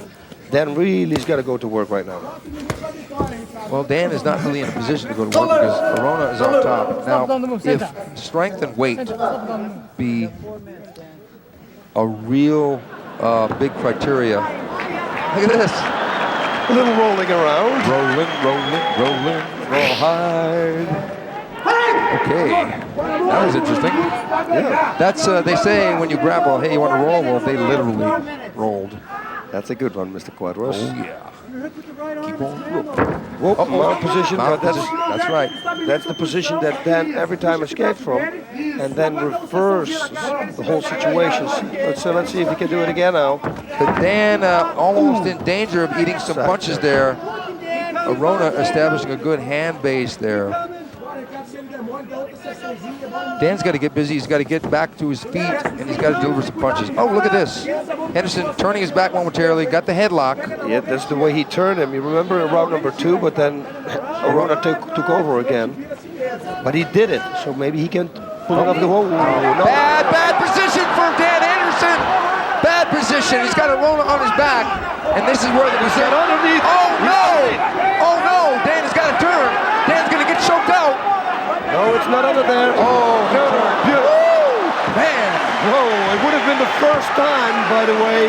So it was kind of, but it was close. Dan Henderson only has one loss, and that was a decision to Wanderlei Silva. He's never tapped out in mixed martial art competition. I don't know. Wow. How many fights did he have? A bunch. You're asking me in the fight professor. Yeah. Oh, you want me to add them up? Okay, let me count them for you. 1, 2, 3, 4, 5, 6, 7, 8, 9, 10, 11. This is his 12th fight, boss. Thank you very much. That's what I wanted to know. Okay. Yeah, Dan really got to work. It's about 2 minutes. He's got about 2 minutes left. Anyway, what year did Dan Henderson start his fighting career? Oh, I really don't know. You're the fight professor. You're asking me here. Well, it was 1997, wasn't it? Or actually, anyway. What day? It was, actually, it was June 15th. And why? Because he was going to take the next step from his wrestling career. Next question. Okay, oh, we got to watch out down here for armbar. Oh. Arona is in control here. 2 minutes left. 2 minutes left, Basito. Yes, sir. This is not looking good for Dan. If he wants to act, if he wants to do something, he's got to do it now. This will be a huge win for Ricardo Arona. Ricardo. Whoa, look at the inside of Dan Henderson's leg from the low kick. Yeah. Henderson's got to get this fight back up. He really does. And in order to prevent that, Ricardo Arona has got to stay busy. If he slows down and if he started standing, it's not going to be good for Arona because how much energy has he spent out, okay? There, maybe. No. Yeah, it's true what you said. I see Arona every time coming up a little bit, scooting up. It looks like almost he wants to go for a straight armbar. When he cross faces and he sits up higher, God knows he's going to go for it. You see here, this would like the position now. Is Dan setting him a trap though so he can get out of the mount? Yep, that's a trick I used to use actually, even in Pancras. 1 minute left, and it doesn't look good for Henderson right now. Oh, he missed it! He hit the floor there, but he didn't hit the floor then. And he right, left hand to the head from Arona. Yeah, Arona can push out and try to go for an armbar. I mean, let's see if he can finish the fight with a submission.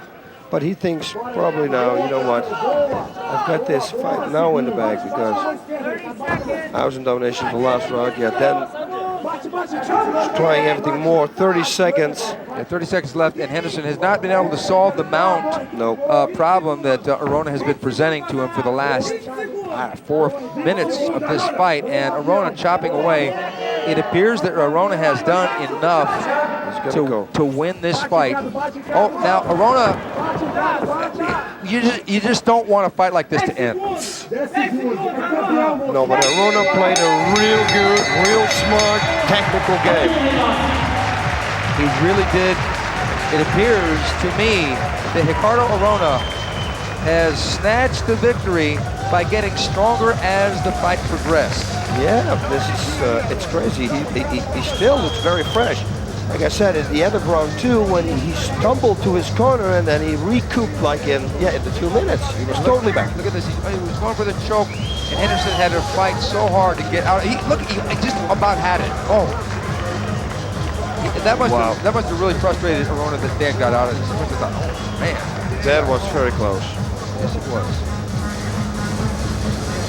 This was a beautiful fight. We saw it all. An exceptional grappling-oriented match. We saw reversals, and we saw Arona in control at the end. Let's go up to the judges and find out what they think, because that's the important thing.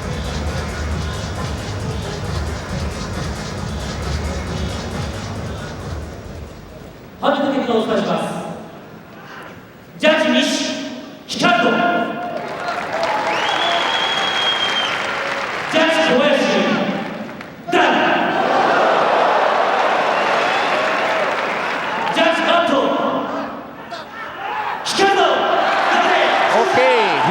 Arona has won a split decision. It was 2 judges for him and 1 for Henderson. And there was a huge gasp from the audience after they announced Dan Henderson won on one of the judges' cards. I think Arona had clearly won the fight. Look at that! Whoa! What was that? Wow, so he's still got energy left. Man, that was like a flying flip cartwheel. Looked almost like a capoeira move.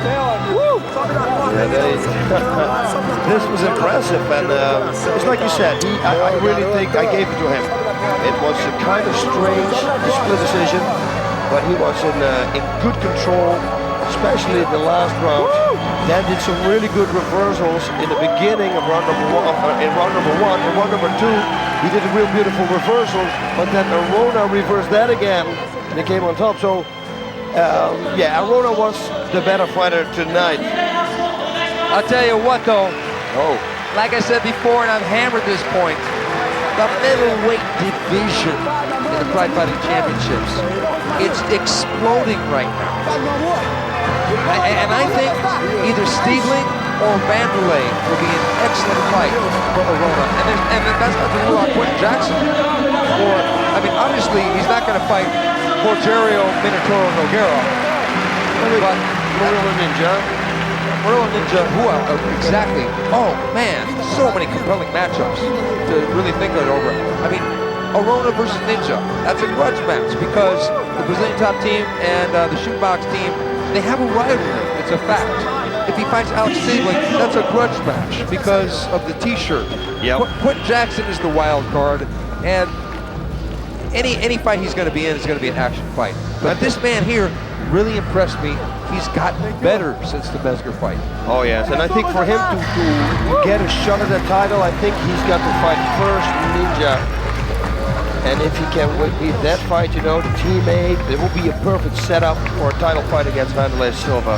Yeah, but Ninja has got to get past Mario Sperry tonight. Oh yeah.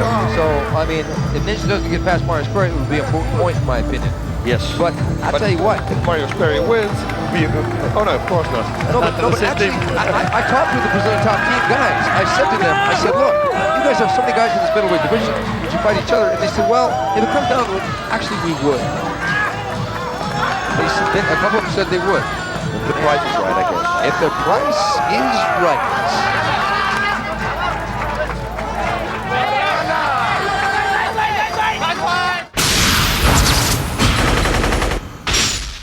They both come from Brazil, and that's the country of hot blood. It's Murilo Ninja Rua from the Shootbox Academy versus Mario Sperry from the Brazilian top team. You got the young gun, the 21-year-old hotshot, Murilo, against the old master. Well, he's not really that old, but it's going to be a little bit of a factor, the age, don't you think? Yeah, it gotta be. We got Mario Sperry, a solid jiu-jitsu fighter. You know, probably he's not gonna take any chances, no risks. He's gonna prepare every move that he makes. And then we got Murilo. He's gonna be all over the place. He takes every chance he's got. He's going for everything. He doesn't care if he loses a position, and he's got a lot of stamina. So I think that Mario, if he wants to win this fight, he's got to do it in the first 10 minutes, because in the overtime, the longer the fight's going to take, Murilo is going to be stronger. Now, Mario Sperry came into Pride with an impressive win in his debut against Igor Vovchanchyn, who used to be the #1 fighter in the sport. Ninja, on the other hand, has wrecked everyone he's fought. So you can expect that these guys, with a little bit of competitive rivalry between their teams, are going to go for it in this match.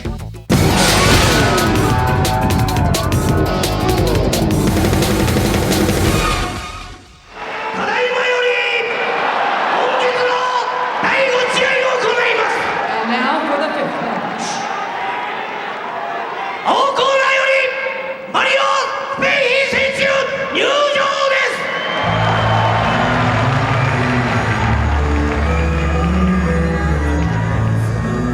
And here he comes. It's Mario Sperry, yet another talented 200 and some odd pound man from the Brazilian top team.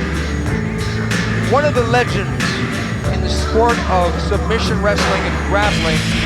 He is the 1996, 1997, 1998, and 1999 Brazilian Jiu-Jitsu World Champion. Oh, he looks relaxed there.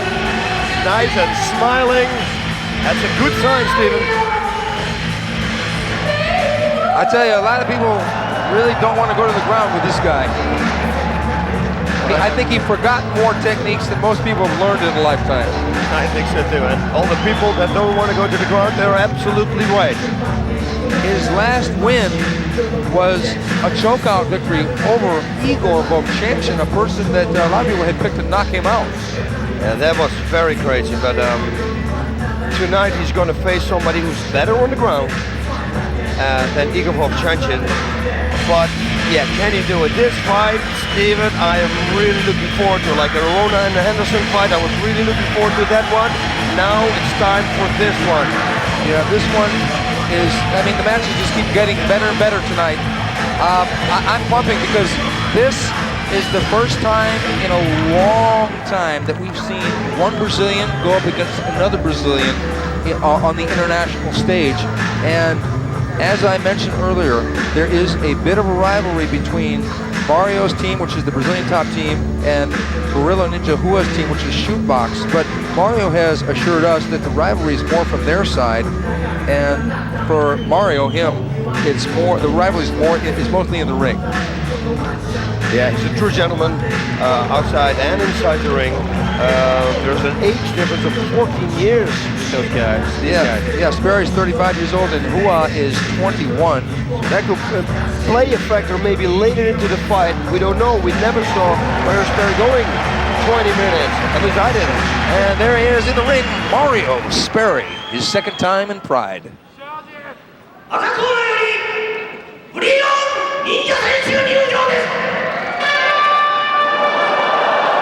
Oh, listen to these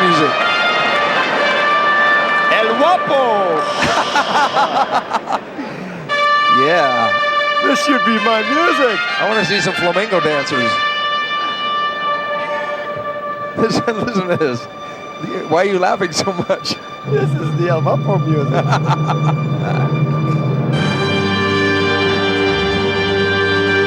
The Three Amigos.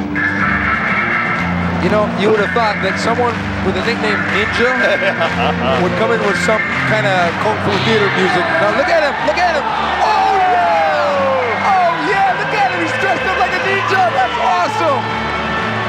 Oh, man. What a good move.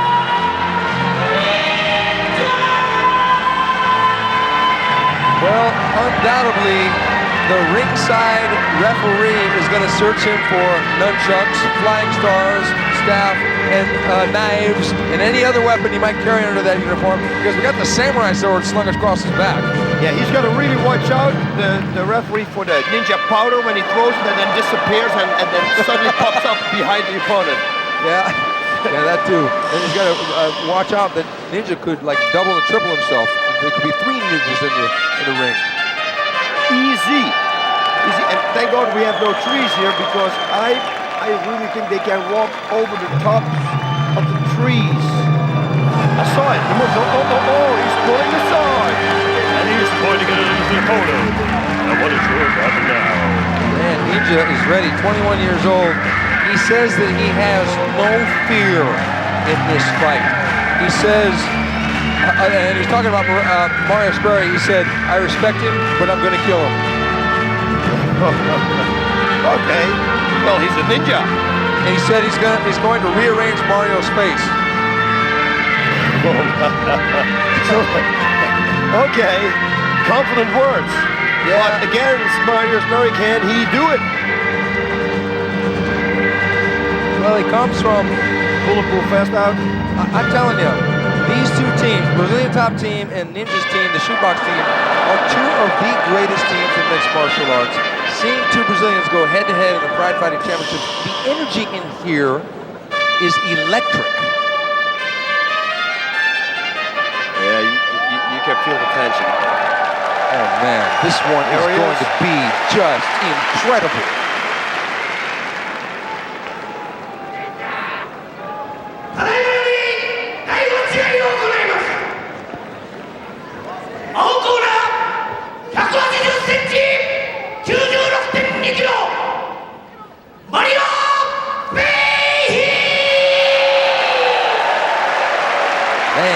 Crowd likes this guy.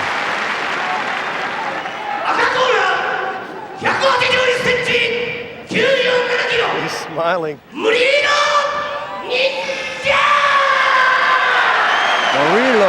Ninja, Hua. Now that music, I don't know, it sounded like bullfighting music to me. And I'm wondering which one is going to be the bull. I would have to say that Ninja is going to be the bull, and Sperry is going to try to be a matador in this match. Oh yes. But oh man, you need to be a little bit of a bull too. Okay, look at this. Look at this. Oh, intensity personified. Brazilian top team versus shootbox. It's on. Sperry versus Hua. Ninja versus the Zen Master. It's on, folks. Okay, yeah, you got better hold on. This could be a real fast fight, and this could be a real long fight. There's the lockup, and Ninja's got the underhooks, and Ninja's trading, and they're trading, folks! Oh, he's got him! He rocked him! He goes for the knee! It's a huge left hand by Ninja that dropped Mario Sperry to his knees. Sperry has got to be seeing stars right now. Ninja has got to break that hold and start getting back. Man, what a shootout! Jesus, Mario, yeah, has got to do the opposite. Not go of that hold right now. He's got to recoup a little bit more. Ninja got the distance. Ninja shooting the shots. Ninja with a sprawl. Ninja on top. Sperry on the bottom. Ninja pounding away. Are we going to be seeing the passing of the guard? Sperry on the bottom. They're waiting for the note. That knee by Ninja. Ninja all over Sperry here on the ground. We're only 1 minute into the fight, and it's been all Ninja. Oh, he's going to jump around. Ninja's going to make a mistake. what a fight. What a fight. This has been an absolute war. Look at the takedown. Now Mario Sperry. Is he in the guard? No, half guard. He's passing it. This is a way better situation for Mario Sperry. What a first minute. This is unreal. Uh-oh, look at this. What's going for the Kimura, but he's got to be careful because we've seen people get armbarred from the bottom. Yeah, if you can pull that off, okay, that would be very strange. It appears that Mario Sperry has cleared his head from that flash knockdown from that left hand. But man, what a beginning of a round. Talk about adrenaline. Jesus. They came out, I'm talking about, instead of a bull and a man, it was two bulls. Two bulls slugging. Yeah, that was anger taking over here. There was not a lot of thinking. Everybody went, hey, look at this, he's going for an armbar, but he's out already. Yeah, but Murilo stacking up, and Murilo doing some good work on the ground underneath. But Murilo's got to stay active. He can't let Sperry get into his groove, because if Sperry gets into his groove, Ninja may be tapping. Yeah, one little mistake, and he's going to get you in a submission. But we saw Ninja, the Shootbox Academy is always surprising us. We saw Wanderlei doing really good against escaping all the submission attempts from Sakuraba. So I guess that Murilo also is very good at submission, at escaping submissions. But he's on the ground with a master. I know, but hey. But it's like I said, this is like a Kung Fu movie. I know Murilo's a ninja guy, but oh, what's this? Side choke by no. Ninja almost getting out, and better watch out for that front guillotine. And he's got to be careful. Oh, he's trying to go! Ninja got out of that move. Ninja on top of the guard, but still he's not out of danger. You're going to see what kind of guard that Mario Sperry has. He's got a good one. But Ninja is real busy with the strikes. If Ninja stands up, man, it's going to be tough for Sperry. But Sperry doing what he had to do. An absolute tooth and nail battle so far. Ninja was able to get out from underneath Mario Sperry, and that was a significant task. And he's been able to stay out of trouble. We've got to watch out for that guard getting up high now. They're going to scoot him back to the beginning to the middle of the ring. Yeah, it was kind of, Mario Sperry really thought there that he would have had the guillotine, jumping that in that guard. Yeah. Wrapping the legs around him. But Ninja tucked that chin, and you know, they say that sweat is a big factor, and he just slid right out of that. Yeah, Mario now probably will go for like a triangle, like his teammate Nogueira is very good at. But Ninja will know and try maybe to let him try to get it and then use that attempt. Pass his guard. That's it, maybe. Or stand up. An elbow, and now Ninja just stand up. All he has to do is stand up, because Sperry Ninja wants to throw that stomp. The flying stomp there by Ninja. Ninja back on the ground, side mounted on Mario Sperry. I don't think Ninja wants to be there. Standing back up. Oh my Lord! They're fighting tonight. Ninja with the right hand. Look at this. Sperry with the body lock. Ninja underhooks, and Sperry gets the trip takedown. The side mount. It looked like he wanted to go to the full mount, but I wouldn't do that. He's trying for the mount. Yep, he's trying for it. He's got half guard by Ninja. They don't need a restart. They do their own restarts. Wow, you can say that again. Just when you think that the best fight has been that happened tonight, you see action like this. Well, so far, this fight has been a non-stop highlight reel. Yeah. I mean, how to escape from this, how to punch that. I mean, it is great. 5 minutes only into the fight. We got 3 times now in total, 5 minutes to go again. He's going for that armbar again. He's trying to set something up, but which could bring him. Yes, he's going to get it. Whoa! He's got to get. Oh, he's going to get it. He's going to step over the head. He can finish this. Ninja's got to do something quick. No, he doesn't have his arms. He's getting out. He's getting out. Well, yeah, he's going to get out. He's going to get out the back door, but he's got to watch out not to go into an armbar. Oh! Big left hand by Ninja. Oh, Ninja. Ninja needs to get back up. Oh, stop by Ninja. Look, there's no stopping. He's going. There's not 1 second he doesn't stop fighting. That was a close call, but what he did very well was keep that arm stretched for that figure 4 armbar. That was a perfect thing to do, to keep the arm stretched. But Ninja has to know, on the ground, he's always in danger with Sperry. Yep. All it takes is that little slip of a move, and he could be tapping.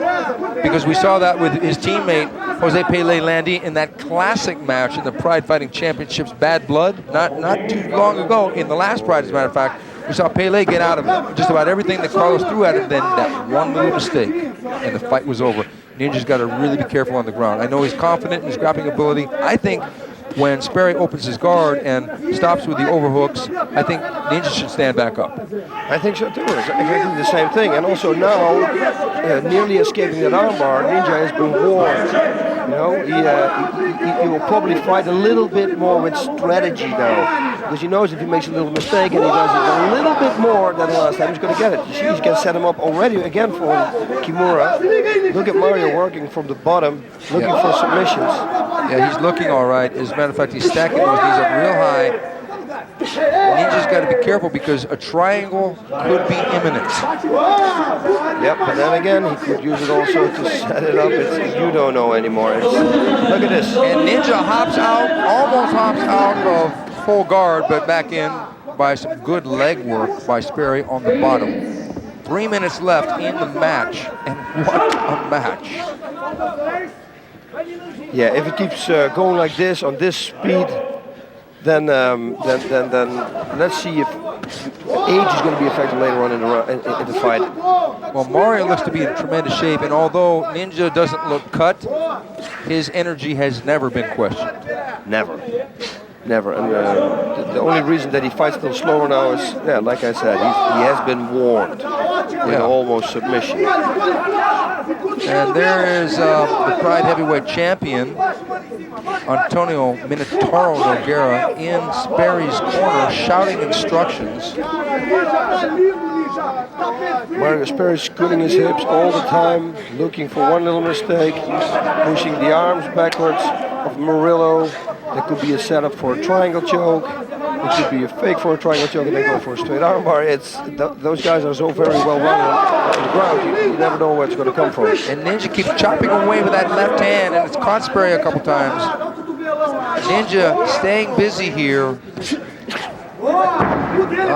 Mario scooting out, as you said. And Ninja should just stand up here. Just stand up. Okay, the referee restarts. Yeah, he restarts Mario Sperry standing. And are they going to come out guns a blazing again? I bet they will. I bet Ninja will. Ninja, there's a warning himself. You need to keep your hands up. I can high kick. Mario's doing a real good job. I would put my... Oh, Mario coming in nice. And look at Ninja cracking up. He got caught with a left hand. Some good knees there from Ninja to the midsection. But Mario tried to trip him down. And Mario going for that front guillotine again. Oh, nice! Oh, nice! Oh, Sperry is rocked! Sperry is rocked! I tell you, Ninja was rocked too. He made the right hand too. But Sperry was rocked and Sperry recovered again. Sperry, man, they're beating the hell out of each other in this fight. What an awesome match. Look at this. Now Mario is in control. He recovered. His recovery from the punch is unbelievable. Absolutely. Ninja on the bottom. Less than 30 seconds left in this absolute outright war of a first round. Yeah, this being both from the two best gyms in Brazil has a lot to do with the outcome of this fight, with the high energy of this fight. I got to tell you, I feel like applauding because this match left nothing to the imagination. They gave us everything. Kicks, knees, takedowns, reversals, guys getting rocked. I would have to say, though, Ninja did the most damage in that first round. I know, but Mario did it. Watch this. They're both going to get hit. No, that was the first knockdown. The first and one, you know, it's like we said before, he recovered from that. He got dropped, and he recovered. He jumped right back in the fight. Mario has got a chin, man. There it is again. Oh. I mean, we've seen people get hit by that, and it was the end of the fight. And Mario just jumped back up, got into the over/under clinch, and got back in the fight. Now here, they're gonna hustle back up, and that's that front guillotine. He's gonna jump into the guard. Yep. And then he's gonna pop out. And he pops out, and Ninja answers back with a right hand. And here's it's the hammerlock attempt by Sperry, and he almost had it. And Ninja, through the graces of God and good training, was able to slide out because he was in a bad position, boss. Very bad, but he did a perfect job by stretching his arm. Because if he would have had that arm kept that arm bent, it would have been over. Look at that punch again. I think his mistake in standing back up was he jumped back on him and he got taken down again. Murilo has got to keep this fight at a distance standing up. Look at the shootout here. Look, that rocked Mario Sperry. That left hook really rocked him. Yeah, but also the left hook from Mario Sperry to Ninja rocked Murilo Ninja too. They were both getting hit hard. Man, what an incredible first round. What is going on here in the round? We see the ref or the doctor in Mario Sperry's corner. Okay, nothing. Thank God, nothing going on. I don't see a doctor. Yeah, he was there. Okay. He was instead of the invisible kick, he was the invisible doctor. Yeah, for camera he was, but for my eye, I could see him from here. Round 2. Fight! Okay. Are they gonna duke it out again? I'll bet they will. Ninja, whoa, flying knee by Ninja. Ninja wants to shoot it out with Sperry. Ninja slipping. Look at this. Ninja slipped there. They're just throwing caution to the wind in those punching exchanges. This got so much power what they're doing right now. No kidding. Look at this. Ninja gets the takedown, but Ninja wants this fight on his feet. Look at this, what a control. Nice. Ninja's got Sperry's back, but Sperry's going to get out of trouble. Knee bar. Sperry's going to go for a knee bar. Yeah. He's going to get it, maybe. He's going to get it, maybe. He's got to get out. He got out. Woo! What a skill. Oh, right hand. Right hand by Ninja. So now we see it all. Even leg submissions. It doesn't stop.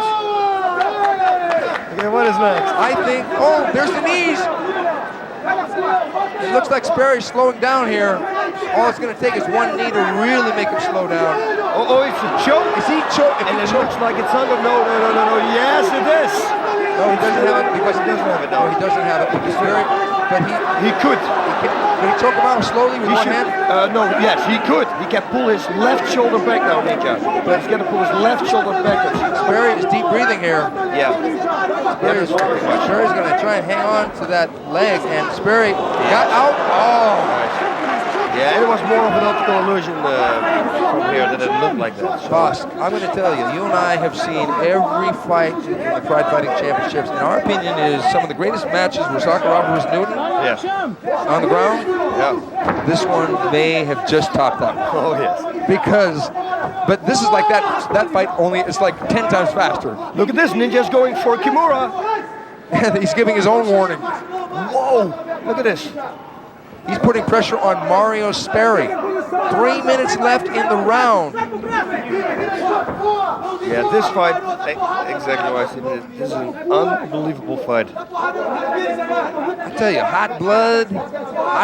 Two Brazilians going at it. Two of the best fighters in the world. Meeting head to head. Pride Fighting Championships, armed and ready. Both these guys are armed, and boy, oh boy, are they ready. And they're rolling around again, like you said before. Yeah.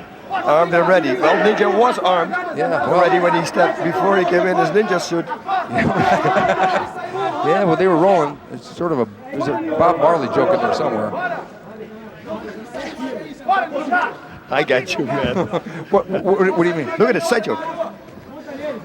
No, it cannot be. No. There's no way. He's moving to the side. But no, he's in position, but he's on the bottom. But still, he can do it then. A ninja should turn his head now to the left and catch his arm with his jaw.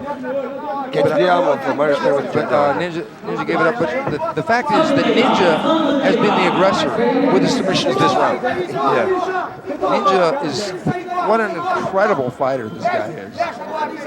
He's grabbing a leg there, Mario, so it could be that he's going to step over again and going for a knee bar or something. See? What can he do? I mean, I never expected that knee bar. And there he is, bang, out of nowhere. It looks like he's setting him up again. Yes, it does, but the sweat is going to be a factor. Yep. You get later into the fights. And there we go again. Look, he's got the hammerlock, and the Ninja's got to work, and he doesn't have the elbow, though. Oh, yes, he does. No, he could be over. Oh, his head got on him, get out of. And he got out. Oh, what a miracle. Otherwise, he got out. Okay, man, this is a submission attempt to him. One back, one forward, one back, one forward. I'll tell you, is Ninja tiring? Sperry's on top. It's amazing, this fight. Look at this. Okay, standing back up. Sperry with a knee attempt, and they're duking it out again. Looks like Ninja is getting winded here. Trading the knees. It's pretty much already impossible that they're still fighting on this with his energy. I think this is going to come down to condition, because the guy that gets tired first is going to lose the fight. Yeah. If it goes to the judges, That's why I always say I do not want to be a judge. I've been a judge a number of times, and fortunately, But with fights like this, you don't want to be a judge. Well, I remember one time I was at the UFC and I was a judge, and every fight ended in TKO or knockout except one, and it was obvious who won, so it was like, Yeah. You don't want to. You're the same as me, man. I don't want to be the one who makes the wrong mistake by accident or something or whatever. On a close fight where both guys have put, what's going on? They're having a debate about what position they were in. Okay, Ninja, there's that drops. Oh, that knee! And Ninja's got his back. Ninja that was a good knee. Blasting a good knee. But man, Mario Sperry, he's got a hard head. Mario is doing a tremendous job here. I knew this was going to be a great fight, but I did not know how good a match this was going to be.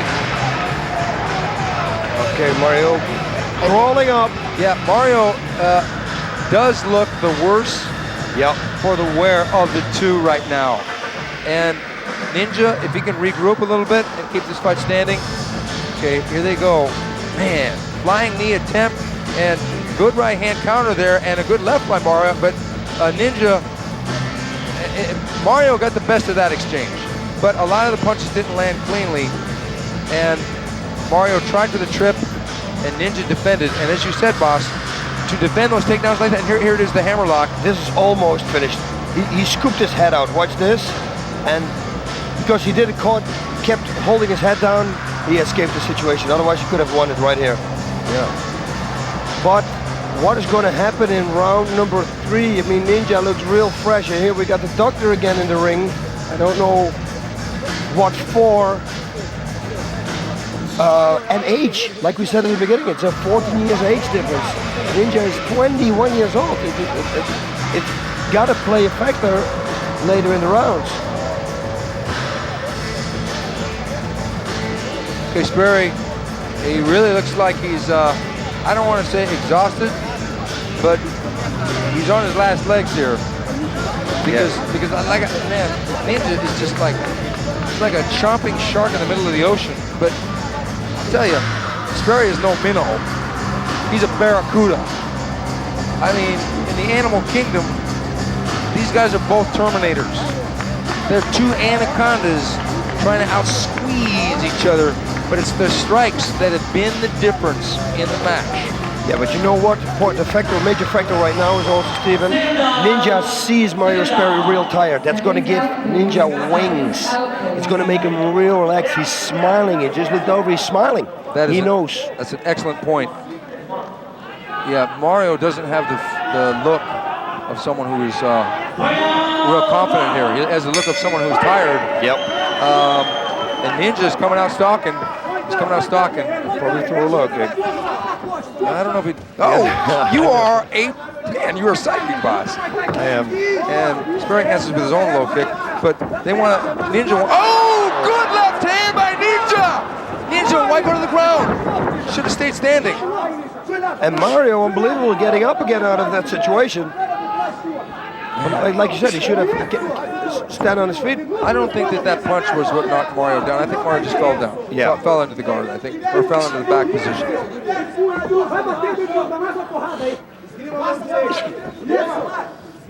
But it's, you know, I think you're right about the age thing. Yes. Got to be. 14 years is a big gap. It's the amount of training that you can do.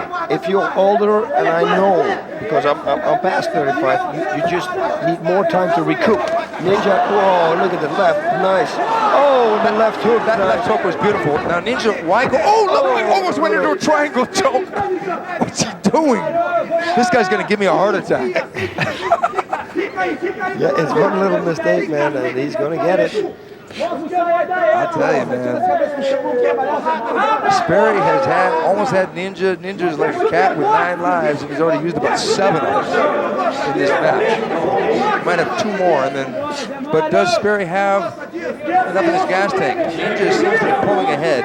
The judges judge the fight, as you said earlier in the evening, on the fight as a whole, as opposed to on a per-round basis. And it will be the man who's trying to finish the fight strongest at the end who will get the nod by the judges. Right now, that looks like Ninja, but Mario's got him locked up with a closed guard. Yeah, those punches here, they don't do a lot of damage, but the referee's going to see that too, and he's probably going to put them back on their feet, because this is not going to end the fight. This is not a position that you really can finish the fight.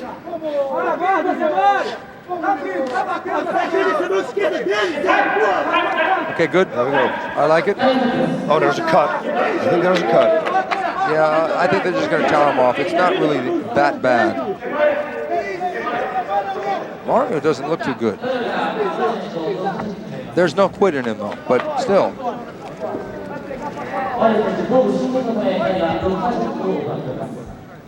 That would have been from a left hook if it was on the right side. They're probably going to patch him up. It's not a real bad cut. We saw that happen earlier in the evening with Mario's teammate, Arona, who actually came out on fire after they examined him. And they're going to restart the fighters. And are they going to go back to the ground? Oh, okay.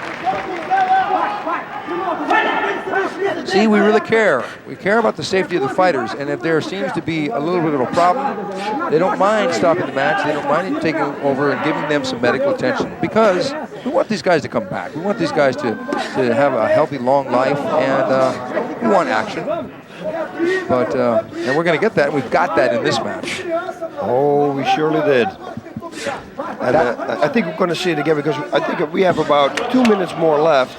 Murilo will pump up the energy, but if he pumps it up the wrong way and he makes one little mistake, maybe Zamario can submit him even in the last 10 minutes with the strength that he has left.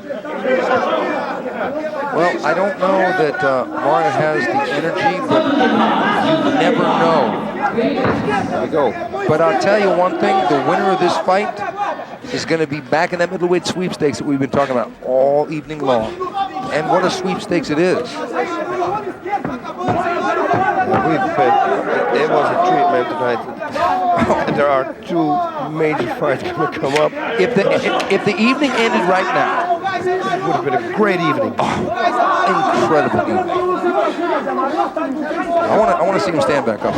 Yeah, me too. Or Marius Sperry's got to go for submissions. He's got to do something. But like you said, he's got to go up. I don't see how I can, because it looks like he's on reserve energy here.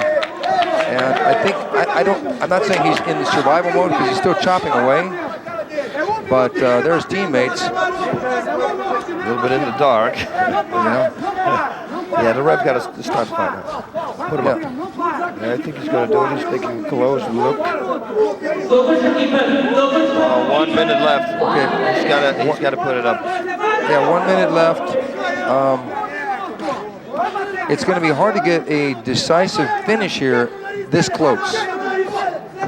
Ninja's he's gotta sit up and just start pounding away. He's got an open guard, so if Mario lets go of his arms, he should just stand up. But you know, the fight's gonna end any second here. And yeah, even with a startup in 30 seconds, which now 30 seconds left. Yeah, it's not going to do anything anymore. If I were Ninja's corner, I'd say just go 100 punches right now, fast as you can. Boom, boom, boom. Show them the ninja. We are really seeing something here. We are seeing, man, what a duel. Yeah, because what we don't see right now, if you just tune in now, you didn't see was the 15 minutes of war that those two guys had before this. Okay, they left no mystery. They left nothing to the imagination. They put it all right in front of everyone. And Mario doesn't look like the winner in this fight. No, I don't think so either, but we don't know. At the end, the last round, there was not a lot of damage at the day. Let's see the replay here. See, he was basically almost going to pull guard, but he still got caught with a punch. He was a stomp back kick to the head on the ground. I've never seen that before. Look at that left hand. See, Mario tried to counter, that left hook was a good shot, and they were slipping and sliding a little bit. Almost like when the sweat gets on the bottom of the feet, it's like being an ice skating rink. Yeah, maybe he's gonna... And there it is. There's that respect, and you like to see that. Yeah, I was thinking about a triple axel. Yeah. When you said that skipping and sliding. Judge battle, Ninja. I think Ninja won. I think so too. Judge Koyashi, Ninja. Okay. Yep. Ninja has won a unanimous decision over the master. Look at this. Mario Sperry. There's Pele. Pele is Ninja's teacher. Wow, what an emotional scene. Ninja coming to tears over his victory. Going back to congratulate the Brazilian top team. That was Ninja. Look at him, he's emotional. This is a high point. Oh, we've never saw this. We saw him like this. The man with no fear has emotions. Look at this guy. A star is born tonight. He was already born, but now he's got the recognition, man. Look at this. This is an awesome win. That was a colossal win for Ninja. Man, look at it. Oh, you gotta love this kid. 21 years old and beat Mario Sperry. Almost knocked him out a couple times. Yeah, but we can't take anything away from Mario Sperry. But the first 15 minutes was so unbelievable from both sides. Like we said, we saw everything. Everything. We saw submission attempts from both sides, which we didn't expect. We saw the flying knee, we saw a knee bar, a leg lock. Mario Sperry going for a leg lock. A backwards back kick to the head while your opponent was on the ground. I never saw that in my life. Well, this is the first time that we have seen in the Pride Fighting Championships, Brazilian top team versus shootbox. Could we see some matches in the future that pitted Brazilian top team? Because we've got a lot of fighters in the same weight division. Like we said before, this is the middleweight division. So middleweight division, it's on fire right now. And Nogueira is crying himself. Nogueira is crying in the face of the loss. The Pride heavyweight champion was driven to tears by that loss of his friend and training partner, Mario Sperry.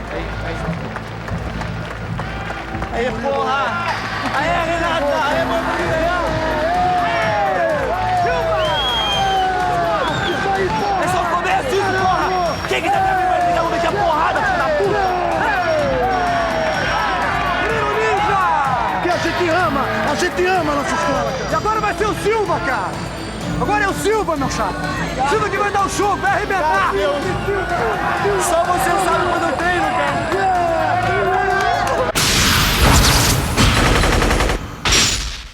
This is his third time in Pride, and Sanae Kikuta is going to be looking to put a submission on Alexander Otsuka. But Otsuka has never tapped out in mixed martial art competition.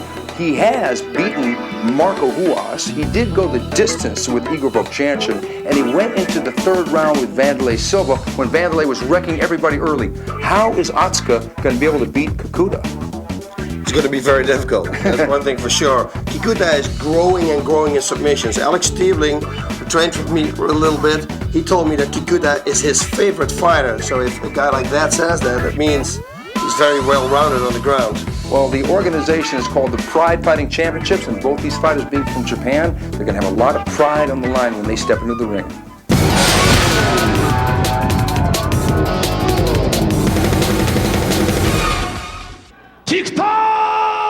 Sanae, Kikuta. This is his third time in Pride. He fought the early days of Pride. 赤コーナー183センチ91キロアレクサンダー・オーツカ Alexander Otsuka. In his corner, he's got Larry, Curly, and Mo, and he's going to really need their wisdom in this fight against Kikuta. There is one thing, Stephen, I want to say. If he comes out to make it a street fight, that could be dangerous for him, because if he come out with anger can disturb fighting technique. Sometimes it's not good, the anger. Control of anger. A very famous man used to say that was Bruce Lee. Controlled anger, but if you just go out blazing. I knew it! No shaking there! Oh, he dissed him. He dissed him right there. Offered his hand and pulled it back. Here it is, the grudge match.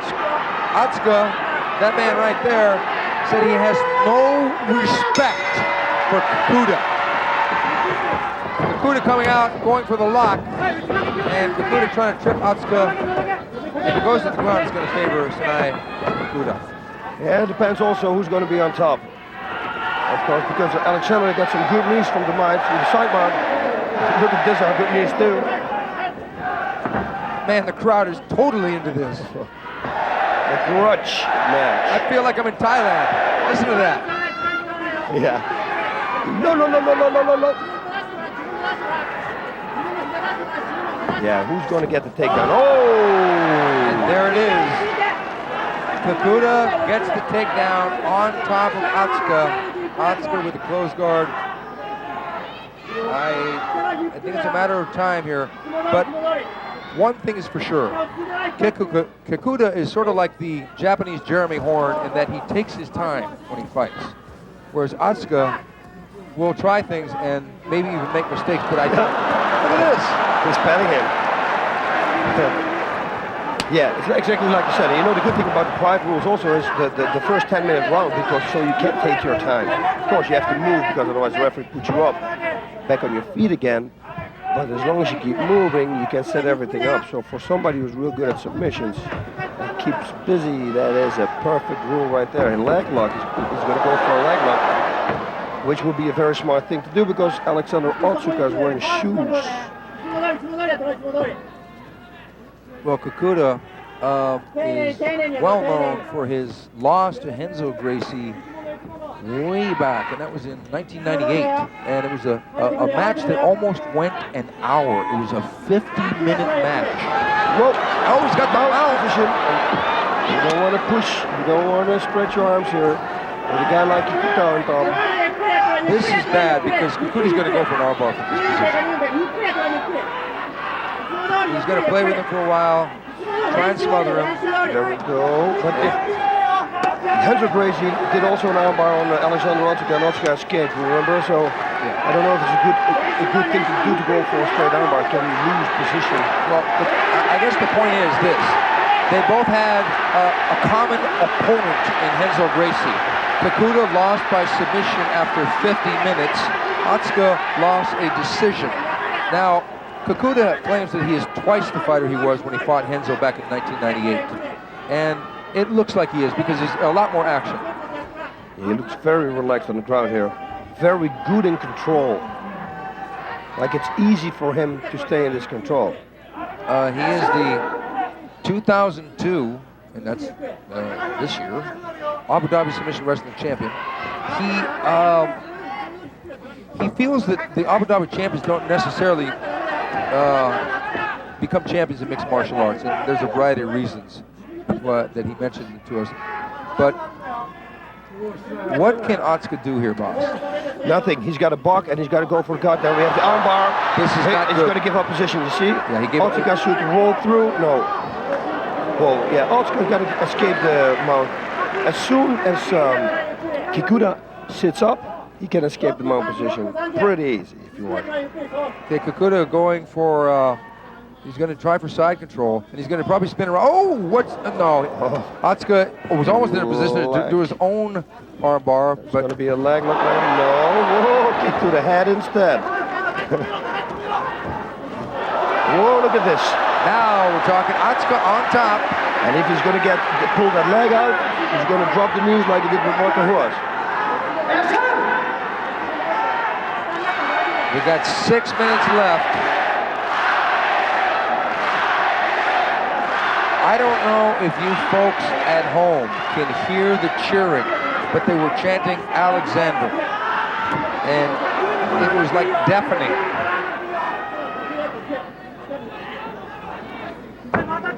Yeah, another good. Oh, beautiful reversal by the book and going for the side mount. Knee is perfectly high up. Yeah, he's got the knee on belly position. He's going to go for mount again, it looks like. He's in half guard now.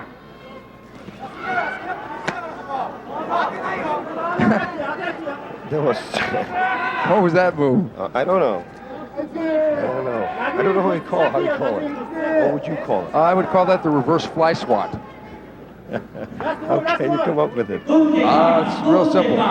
It's like when we were in St. Petersburg, Russia, commentating. And Soliev had the north-south position, then he got the mount from the same position. You figure it out. I got it. Mount again. Now it's going to be dangerous. He's got a high mount. It's more difficult to buck that one off. And Otsuka cannot turn his back here. It is a high mount. Kikuta locking up the hands. And Otsuka turning. Kikuta got his back now. He's got the hooks in, but he's a little off to the side, boss. Yep, he looks like he wants to set him up for an armbar. Let him think it's a choke and then go for an arm. Yeah, but Otsuka firing back. Now, what move is this, boss? There's the back slap to the head. This is the I'm turning right. No, it's a back fist. There you go. I'm turning right. What movie? Any which way you can. Yeah, right. Exactly. Right turn, Clyde. Mount again. Full mount again. But he hasn't been able to do much with the full mount. He hasn't landed. Okay, there was a good left hand, but he's going to go for armbar now, I think. Yeah, he's grounding away, and this is the technique. Yes, he's going to go for an armbar there. Otsuka spinning again. It was very smart. He was very close to get into an armbar. Otsuka's got some kind of a knot on his head. Yeah, it looks like it looked like some alien stuck a stethoscope inside of his brain or something, programmed him for the fight. Experiment with him, the light that beamed him up. Yes, well, better don't make a mistake now because this is a total setup for a choke. But also he can go for an armbar here. That was actually the armbar that Henderson did on Otsuka. Otsuka taking a chance now. Otsuka in a bad position here. Okay, we've got 3 minutes left. Otsuka is a mess right here. Look at that head. It's getting bigger and bigger. Yeah. On top of his skull. Maybe it's a secret weapon going to pop out. Oh, that looked like he headbutted him backwards. Well, it hasn't been going too good for Alexander Otsuka, has it? No. It has. Kikuta has been in control the whole fight now. He should strike harder on the ground. With a guy with control like Kikuta, if he can really strike. He's got him on a side choke right here. He's got him. No, he's not going to. Yeah, now maybe he's going to get it. No, he's out. Yeah, but armbar. Okay, no. Yeah, still. But not the other arm, it looks like. Wow. Well, at the least, Otsuka is taking a beating here. Yeah, there's an armbar coming up. for sure he's going to go for it. It's got to be. But I can't understand that he cannot escape the mount position. Well, he's trying. Yeah, but it's not the way you have to do it. You know, you got to turn on your side, push the knee. You know, there's a good way to do it. Kikuta going for a key lock from the mount, and he's gonna set up the armbar here. Yep, there you go, boss. There it is. That's it. He's got it. All he needs to do is break it loose and extend it. He's gonna use some energy here, but Otsuka trying to kick his way out. Otsuka has got all of his pride involved, and he won't let go. No, he's going to get out. Going to get out of it. Out! Beautiful! And he's got the control. It's deafening in here. The crowd is going ballistic. Our sold-out crowd is going insane because of that escape. And Otsuka on top. Kikuta getting ready for a sweep here.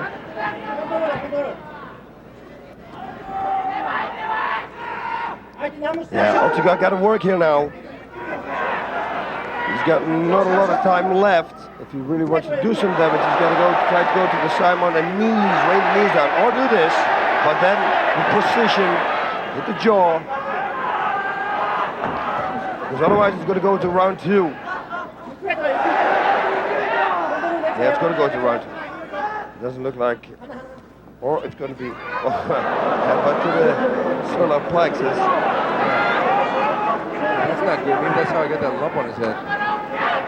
When he did it backwards. Yeah, how did he get a lump on it? I don't know, but I saw it one time before in the fight against Franco against somebody. Yeah, but he got his shin kicked some guy. But in this fight, Otsuka, man, I mean, he was on top of it. Yikes. He's a mess. I tell you, that bump on his head, you know, he's really got to change his pillows, I think. That's one thing for sure. You have special pillows for that. Look at that. Tempur or something they call it. Maybe some, maybe get someone to drain it like they do in Rocky. Cut me! Cut me, Mick, cut me! Here we go, look at this. Kikuta all over him. Oh, you see that was very close to that armbar, straight armbar there. Kikuta, and here we go. There it goes with the armbar.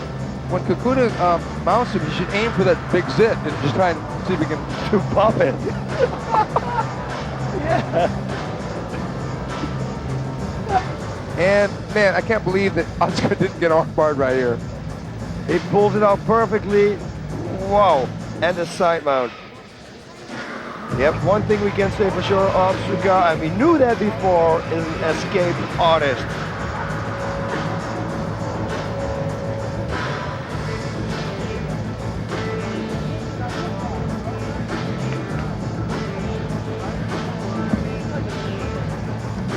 Man, oh man, it's been a wild night, and this fight has been no exception. We got the grudge match. Otsuka wanted to turn it into a street fight, but Otsuka looking like he's been in a street fight. Yeah, but there's no quitting in his personality. He will fight till the end. Because he's got all that pride now, which he took with him in the ring by saying all these things and by hitting the hand away from Kikuta in the beginning of the fight. So he's got to go now. There's no stopping for him. No option. Yeah, but I'll tell you one thing. Kikuta has been in complete control of this fight, except for that little reversal. But Otsuka didn't really land any significant shots once he did the reversal. Yeah, that's true. Otsuka looked like he just snuck through a barbed wire fence. And Kikuta getting a top lock up there, double overhook. Oops. Oh, that was a low blow. Yeah, that was a low blow. Now he keeps going. Well, so much for the cleanness. Kikuta gets the trip takedown into the guard of Otsuka. Otsuka going up high for either a triangle or an armbar, but he doesn't really have anything. Yeah, and you don't want to do that because then he can pass the guard. And mount or... This is an interesting position. Grab the feet. That's what I just wanted to say. He could flip him and mount him. You can try. Yeah, but Kikuta's too experienced for that. Yeah, I think so too. But still. Kikuta, if you don't shoot, you always miss. Kikuta has fought in just about every major martial arts organization there is. He fought in the Ultimate Fighting Championship. He fought in Shudo. He fought in Pancrase. And this is his 3rd time in Pride. This guy's bounced around quite a bit. Yeah, so I don't think he's going to get submitted. He's going to go for leg lock. Oh, no. It was beautiful. Oh, there's pass. Otsuka has got to block that knee like he just did. Yeah. I can't believe they let him out with a big thing in his nose. Me neither, but if he takes a few more shots, they're going to fill up their other nose hole too. And that doesn't come in handy with the mouthpiece and your nose filled. It's like the movie A Fish Called Wanda with the French fries. Yeah. I just read your mind. Kikuta mounted on top of him. Kikuta spent 4 years at the Japan Physical Education University, and it's interesting because Kikuta started at the age of 7 years old in judo and practiced judo. Actually, no, he started when he was 13 years old, and he practiced for 7 years. And Kikuta was on the Team Japan Championship. It was a team member of the. His team won the Japanese team competition of judo. Wow. Yeah, judo, as you know, it's very high here. The level is very high here in Japan.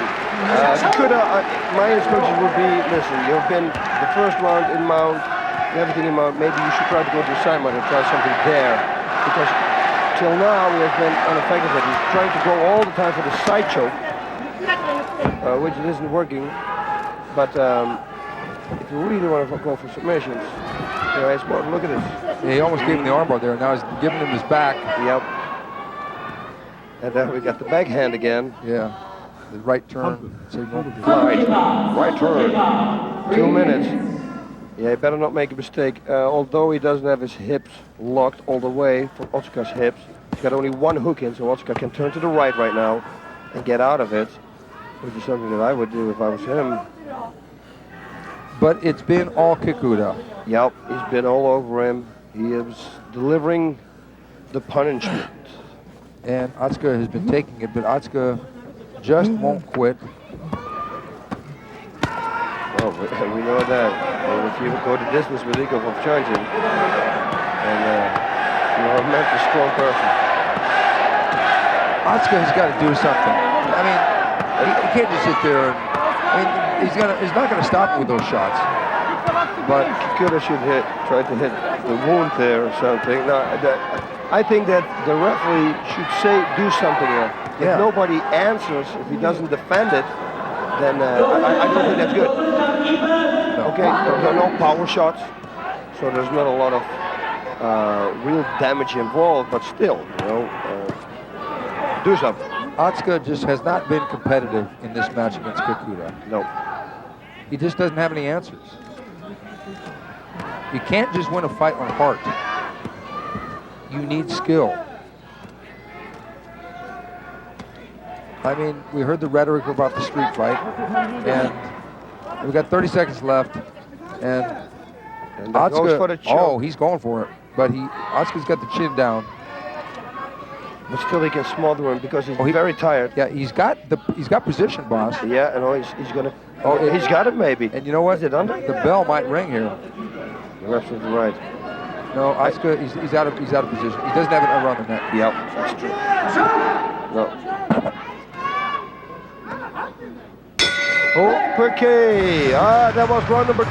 Let's go into the 3rd round. It's gonna get better and better now for Kikuta. He stands up more energetic than he did in the 1st round. And worse for Alexander Otsuka, if he can get up. Look at those cuts. These are the weirdest cuts I've ever seen. It's almost like Hellraiser. You are on tonight, Bosito. Otsuka doesn't look good. No, he doesn't. This match. And it's another one-sided round for Kikuta. Just laying it on Otsuka. And Otsuka doing nothing. Fortunately, these shots, you can't really stop a guy with those shots, but they're more than irritating. He's massaging his, what are we going to call that? What is that? A lump. If it's going to slide down, it's going to hunchback of Tokyo. That's true. We'll call him Quasimoto. Otsuka. No, Otsuka is going to be in big problems in round number 3 because it didn't look good for him in round number 2. He right there, Kikuta, sees how tired Otsuka is, and like in the last fight with Murilo Ninja against Mario Sperry, that's going to give him wings. It's going to be more energetic. If I would have been Kikuta and I got Alexander's back, I would stand up and kick him to the head, which is allowed in the Pride. And that's more success than those punches that he's giving from the back.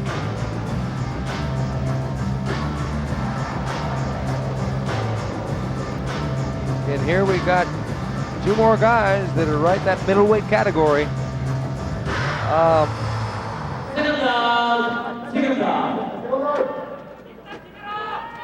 Okay, Alexander Otsuka was checked by a ringside doctor, and he looks good to go for round number 3.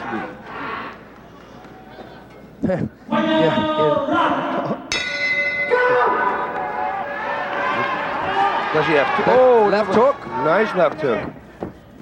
Oh, in the groin. That was straight up the middle. Yeah. Hey, he doesn't have a lot of control. He's getting a warning from the referee. That is not legal to knee to the groin in the Pride Fighting Championships. Yeah, I don't. The referee should do something about that. That continues because Otsuka seems to be desperate here. Yeah, it's like he's aiming for it. He's still got a good takedown defense though. Oh, but this is an edible the takedown, and there it is. And this is not good for Otsuka. Otsuka is probably going to get another pounding here. But Kikuta has just fallen short with the submission so far.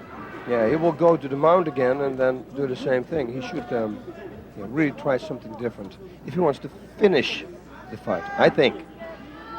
At 34 years of age, Kikuta is 4 years older than Alexander Otsuka. But I don't think that's going to be a factor here. No, I don't think so either. At 34, I would have never. I thought he was in the 25 if you look at him. He doesn't look 34. Yeah, that's really a big surprise for me. I think he was a young gun. Not to say that he's old, because he's not. Because at 37, you're still not old. Well, these guys are in that infamous middleweight division.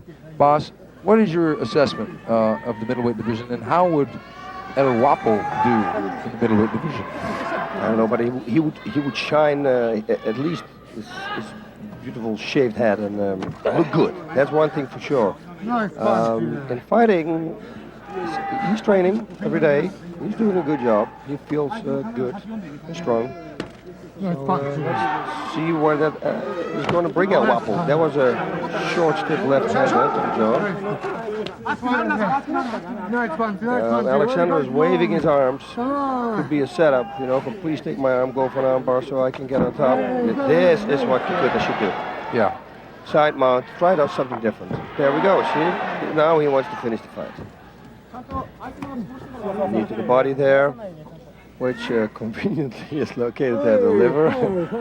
Bang! That's another drink right there at home. Yeah, it's right there. That's the liver, boss. And we got the mount. Kikuta, which we have seen. Okay, now maybe now he's going to go for it. See, Alexander should bridge now and bump him off, but he is very tired, exhausted. It was a good hand, and another one. Boss, we ate sushi last night, but they had liver on the menu for sushi. How come you didn't try it? I don't know, but the thing that scared me the most was the anger eel fillet or something. Wow. The word anger and food doesn't really go good with me. No, armbar coming. Armbar, there he is. And this is it. That's it. He's got him. He's got a tap. You give up? Yeah, he's got it. He's going to get it. He's got it. I think Alexander should have. He should not take a risk and break his arm. Kikuta is in position. He should start rolling now. Alexander should start rolling. Make a fist, twist his arm to the right, and then try to roll out. It will be his only way. I can't see from here where his elbow is. Is this the same referee that refereed Alex Stevens? Hey, he's going to get out. He's going to get out. He's pushing the hands up. Unbelievable. He should hook his legs. Whoa, look at this. He's going to go for a triangle now. Got to do more. I can't believe. Look at this. He hasn't. Oh, look at this. If he gets out of this, man, this is not going to speak well about the finishing capability of Kikuta. He could escape right now. Oh, there, look, he's getting out. Oh my Lord. That was sheer guts. He just didn't want to tap. He just wouldn't tap. He said, okay, that's it. I don't care. Break my arm, I don't care. He's getting him on the head again. He's trying to get under his dandruff, I guess. That's it. Head and shoulders, baby. Yeah, but I don't see any dandruff. Look at this. What's this? He's tapping out. They call it the referee's going, wait a minute, is this guy tapping out? What's this guy doing? And this guy's, he's trying to get Kikuta rattled, but it's too late. It's too late. Getting him rattled, if anything, Otsuka saved face in that he didn't get stopped in this fight, but he got smoked in every other way. What? Okay, the only victor is that he went the distance. Now, the question is, will they shake hands after the fight? Yeah.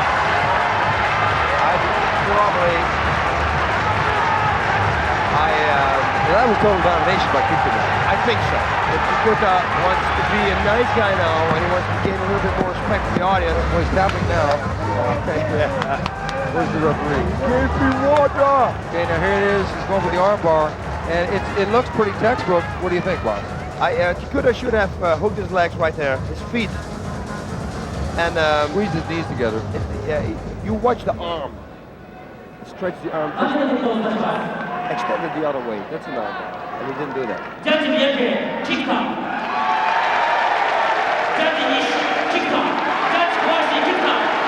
Well, now let's see. That's not any different from the way we saw it, boss. No, it's not a big surprise. No, it's no surprise. Otsuka just wasn't competitive. Okay, they're going to make up. They're going to make up, I think. Okay. Oh, no. No, come on, man. Oh, come on, man. That's no good. Oh, that's not good.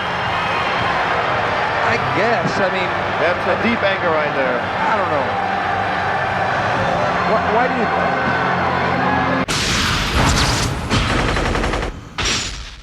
Wanderlei, you're going to be fighting Mirko Krokop. What problems do you think he presents to you? Problema nenhum, acho que só alegria. Eu estou muito bem preparado para essa luta e estou muito feliz de estar lutando com ele porque eu gosto de ganhar de bons atletas, não gosto de ganhar de atleta morto. He's a really good striker. He's from K1. Do you think that you're probably going to take this to the ground, or will you stand up with him? Estou com a estratégia pronta, na verdade eu vou brigar com ele. Uma estratégia sempre é essa, e não interessa com quem seja, vai ser sempre assim. Mirko, welcome to Pride once again. You're facing Wanderlei. What is your prediction on the fight? Yeah, I think I'm going to win this fight. Actually, I'm sure about that. Are you going to do it in a very gentle and strategic way, or are you going to do it in a violent way? I'm afraid that I will have to do it in a violent way. Because Silva is that kind of fighter. He's very aggressive, and attack is the best defense in this case. And now it's time for our main event. The K1 is invading Pride with Mirko Krokop going up against the Pride middleweight champion in a non-title fight in Wanderlei Silva. You've got, in a way, two strikers. Boss, what is your pick? Listen, I am not going to pick a winner in this fight because they're both really, really good. We know Mirko Krokop is an excellent striker. He knocks out people in K1. That means you're special, trust me. Wanderlei Silva, he's a good striker himself too, but not the K1 level, although he can surprise people. He's got a strange flying knee, he's got strange hands, and he's constantly coming. He's got to take this fight to the ground. That's one thing for sure, in order to win it. Okay, but Wanderlei's been fighting a lot lately, and he says that doesn't have any detrimental effect on him. Do you think it does?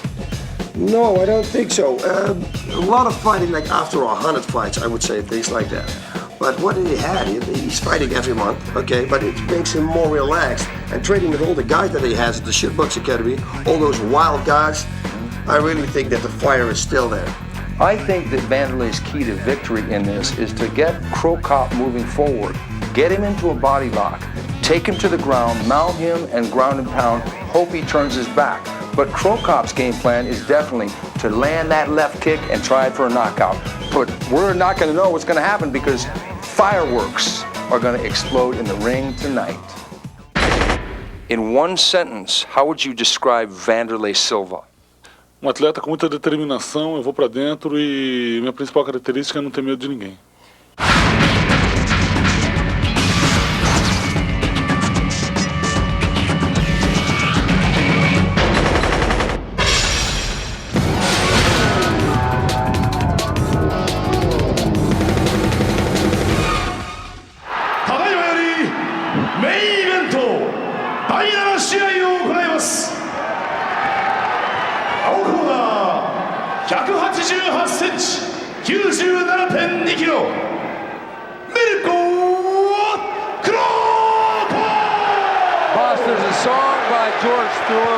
Called Bad to the Bone. Every time I look at this guy, I think about that song.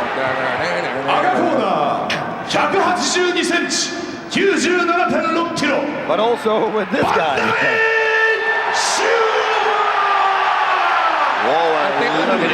think I just lost my hearing. He almost got a standing ovation.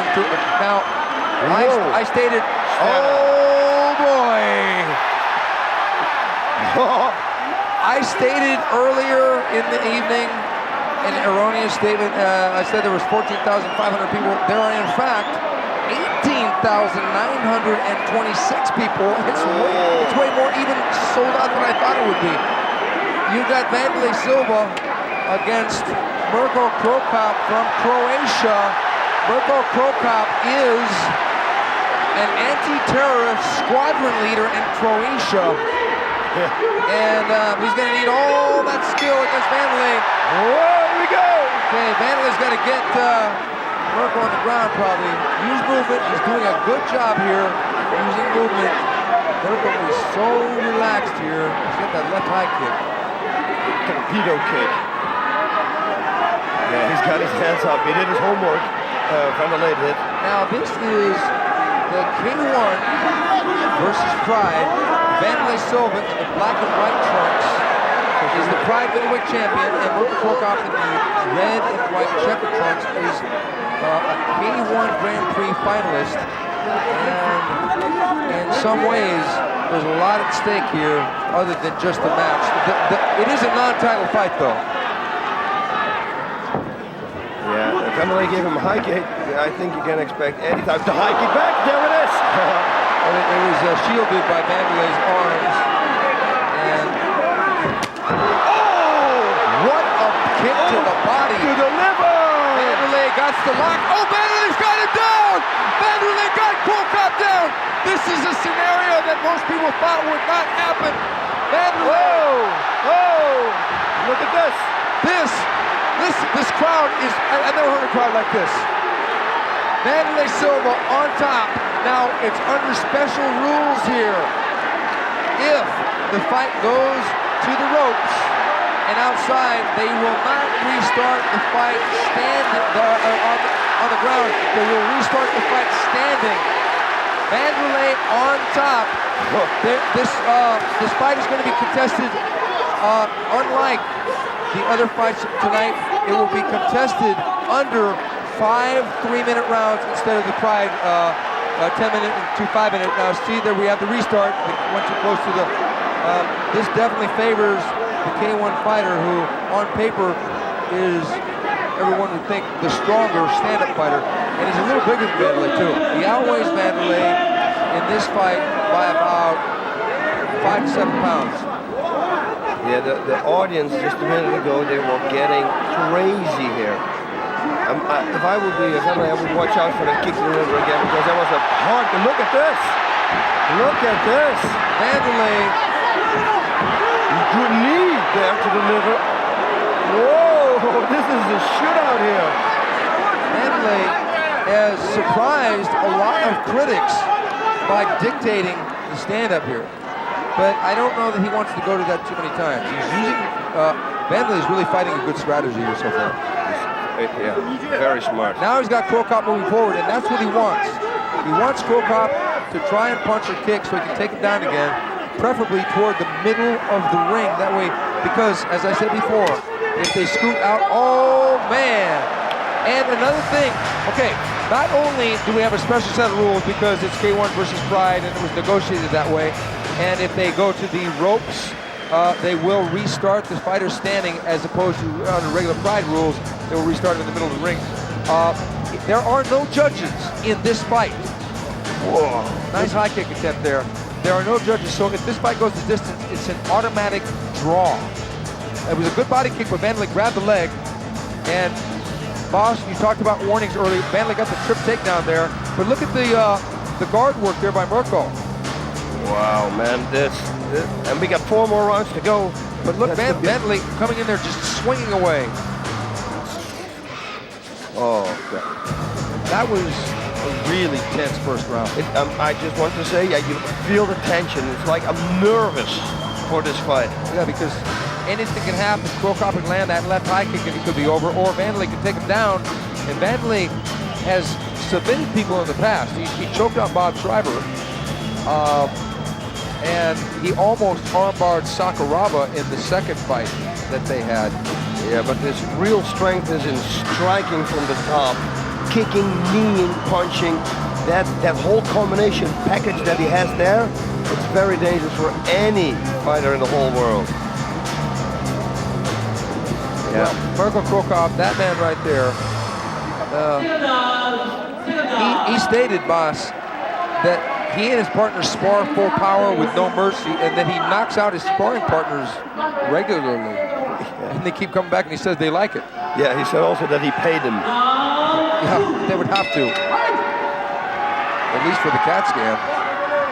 And there it is, Wanderlei with the movement, and that is a smart strategy. And Wanderlei countering. Going. And look, oh, Wanderlei on the bottom, but Krokop wants nothing of it. Whoa! Smart move by Krokop. Yeah, the thing with Krokop is, if he connects one time, it could be it, you know, and he knows that too.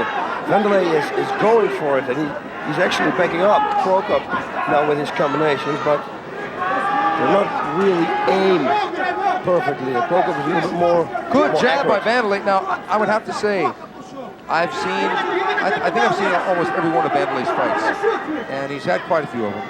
And I would have to say that this is the thinking Wanderlei. Yeah, we never saw him like this before. No, Wanderlei is fighting a real good strategy. And Krokop, that was on the arms. Yeah, it was a beautiful block. Because you catch the shin with the elbow, and that actually hurts the kicker more. Although it doesn't hurt to help make your elbow feel any better. Yeah, he's got the takedown again. Got another takedown, and they're close to the ropes. Wanderlei needs to get him in the center of the ring because Mirko's going to try and scoot out so we can get a restart. Wanderlei should start punishing him with punches here, but Mirko's tying him up pretty well. Do you think that Mirko is surprised at how much stronger Wanderlei is? Do you think he expected him to be weaker? Yes, I think so. And I think that Mirko also thought that Wanderlei was going only for takedowns. I think he never expected that Wanderlei was going to strike that effective. Look, listen to the people here. Yeah, Wanderlei's starting to lay down some punches. A lot of them are blocked, but he is the energetic one. And look at that look on Mirko's face. Mirko is in territory he has never been in his professional fighting career. He has never been on the bottom when the fight wasn't over. It looks almost like Mirko setting him up for an armbar as he's holding the arm. That would be a total surprise. And look at this. He's pounding away. Wanderlei trying to finish here. But Mirko is strong. And you know, Boss, because Mirko is new at the game, being on the ground like that? Do you think he's going to, is nervousness will cause him to get tired? Yeah, but when you have a Thai boxers at that level, they're always very well conditioned. But I saw Jerome Lebanner fight, he got taken down and he ran out of gas in like a minute. Yeah, that's true, but Jerome Lebanner he's like a Michelin doll, that big. Okay, well, Wanderlei really did well in that round. Wanderlei has got to really save his energy, though. But it seems like he has enough of it. Well, Krokop knows he's in a fight now. Krokop went high again, but actually that kick landed. And that's a hard kick, boss. Yeah, with a strong leg to the midsection, you don't want to get hit there. Later on in the fight, a kick like that could finish the fight. There were so many ideas about how this fight would unfold. Some people thought they would just meet in the middle of the ring and just duke it out. Some people thought they would just stay away from each other and be boring. It has been a little bit of all of that because we've seen some stand-up, but the weird thing is that Wanderlei has actually done better in stand-up. I think because Mirko doesn't quite know what to expect because he, like you said, expected the takedown attempt only. Yeah, and if you concentrate on that and you neglect a little bit your striking, that could bring you in trouble. But now, the third round, it brings you back in the game. It's like sparring. If you haven't sparred for 2 months and you go back for sparring, you need 1, 2, 3 rounds, and then the distance, everything is back. But that could be totally Wanderlei's game plan also. So that now we're around 3 or 4 right away. He's gonna go for a takedown. You don't know. He's fighting a really smart game.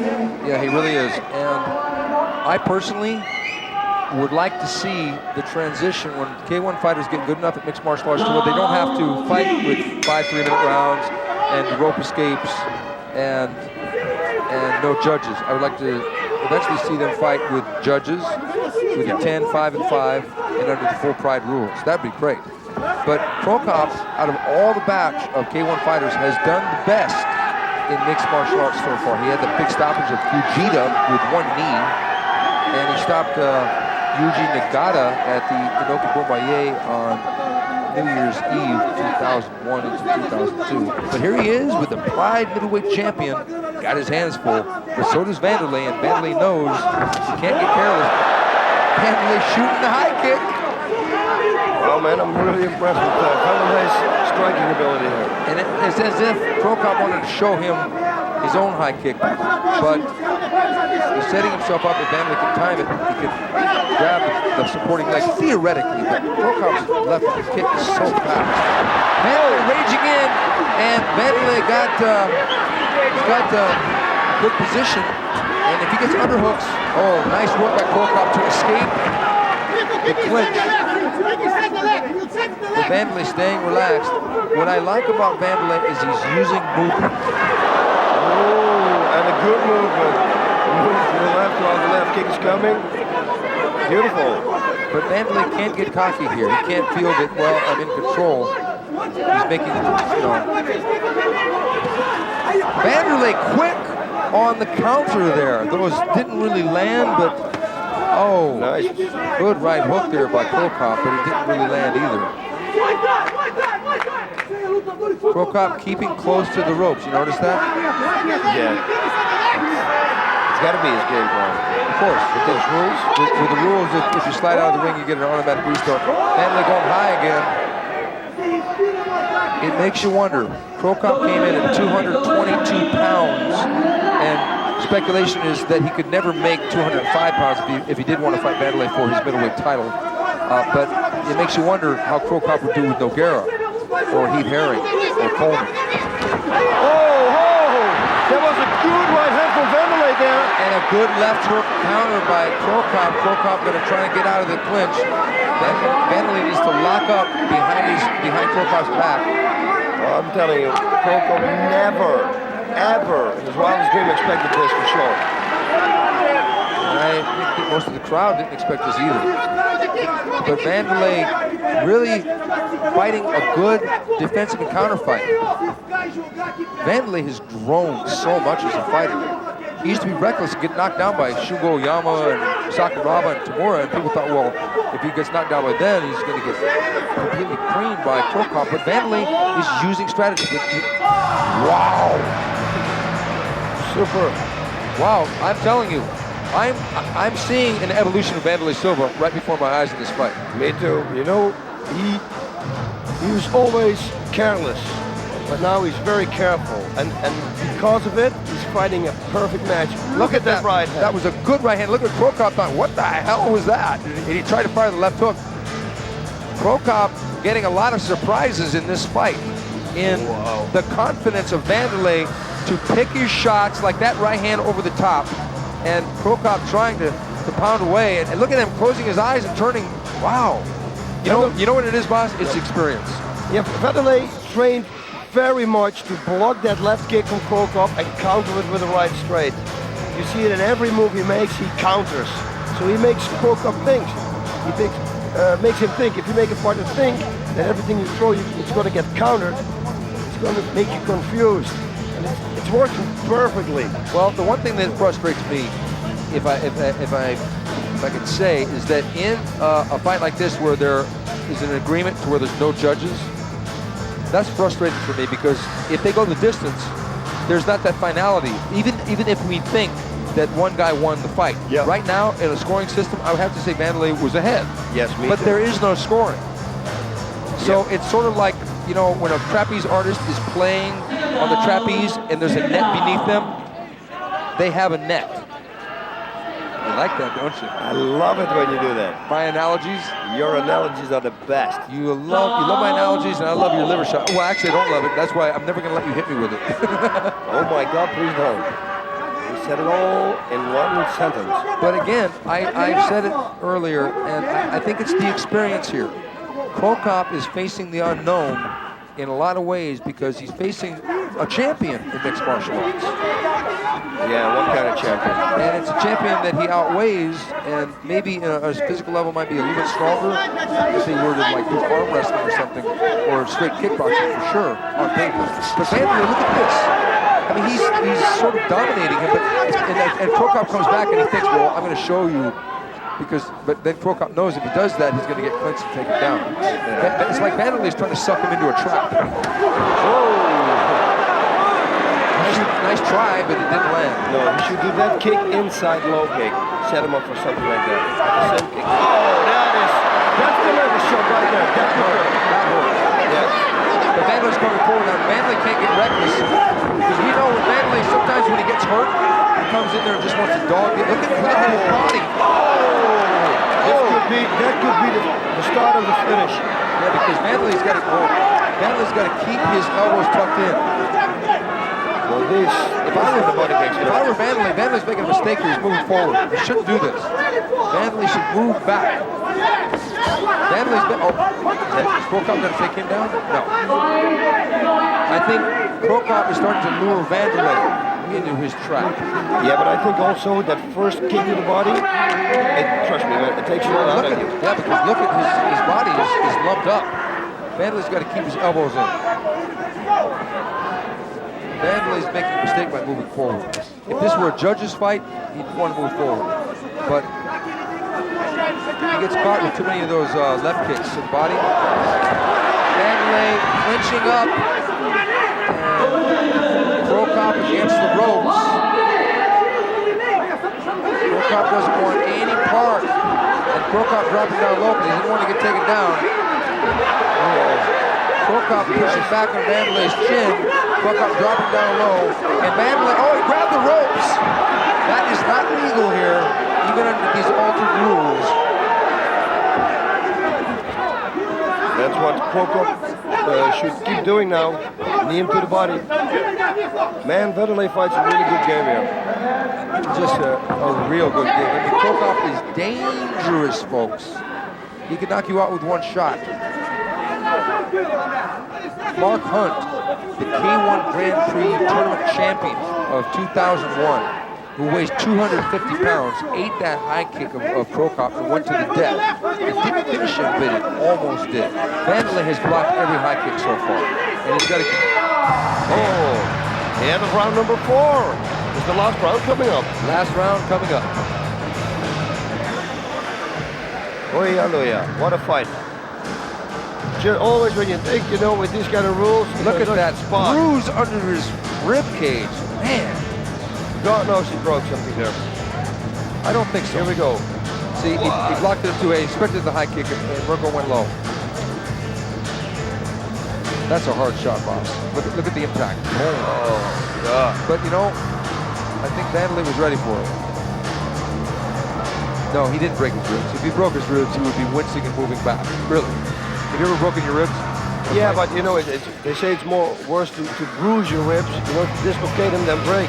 Breaking, apparently you don't feel. Not right now, with the adrenaline going on and everything, after the fight. But I never broke my rib. Okay, let's say the fight goes to the draw. Where does that, Wanderlei retains his title because it's a non-title fight. Where does that put Mirko? Back to the drawing board? Yeah, I guess so. You know, the thing right now, what we see is they're throwing only the kicks because they're longer than the punches. He doesn't want to throw the punches because he's afraid to get taken down. But as you said, who's he going to fight next? Yeah, because, boss, would you think this would be kind of more of a loss for Krokop if it goes the distance? Yes, I think. I mean, this is on his rules. Yeah, because it's not under Pride rules, and the people, I mean, this is still a mixed martial art fight.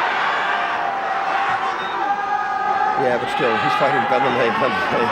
He's pretty much the toughest middleweight in the world. So there's no shame, nothing. It's just a very devastating fight. And he's looking real good tonight, I'm telling you. Well, Krokop is moving forward in this round. High kick again, but you know he's going to throw the middle kick again. Watch. Yeah, or inside low kick. Wanderlei, nice kick. Blasting a right roundhouse kick to the body of Mirko Krokop. And you notice how every time Wanderlei lands a good shot, it makes Mirko go forward. See that? He wants to pay him back. That's exactly what Wanderlei wants. Yeah, of course, because he wants to clinch it and see. Oh, look at this. Mirko tried to land that left hand, but it didn't catch Wanderlei clean. Okay. Mirko couldn't take Wanderlei down. Wanderlei is a decent wrestler. We saw that against Henderson. Wanderlei going for the takedown and gets it! Wanderlei on top in the guard. Mirko Krokop. We're getting near the middle to the end of the round. I think Wanderlei should just unload right here. I think so too. Just blast away like no tomorrow. Just punch like there is no tomorrow.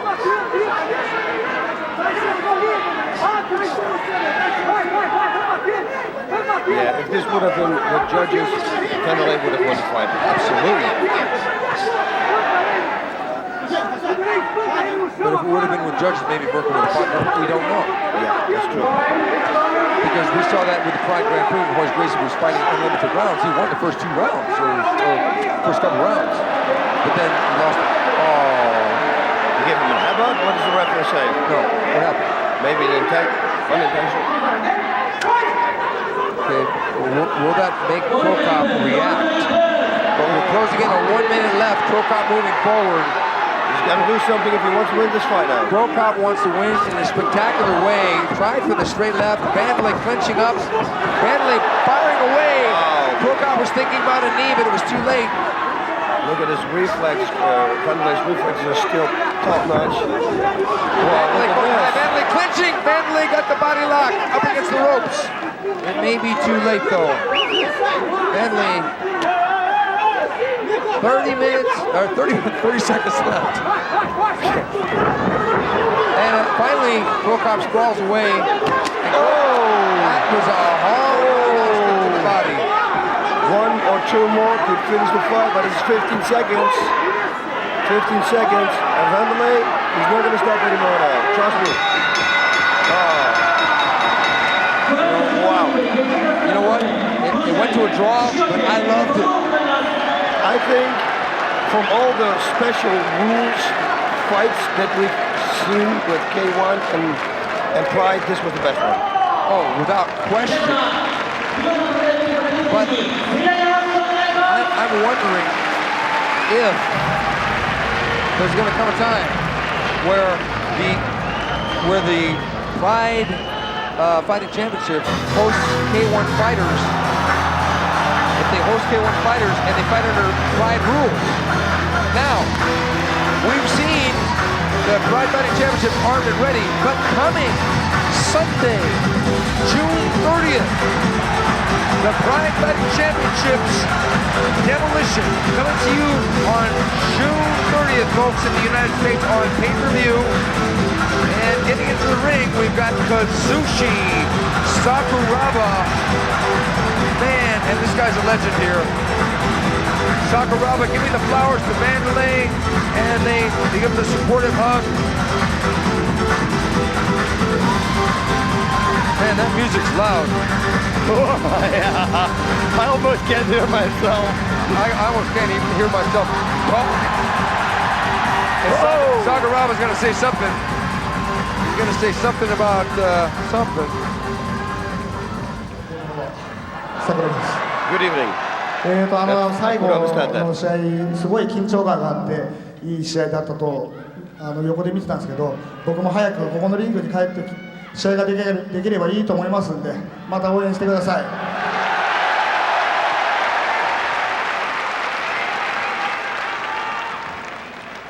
本当お疲れ様でした。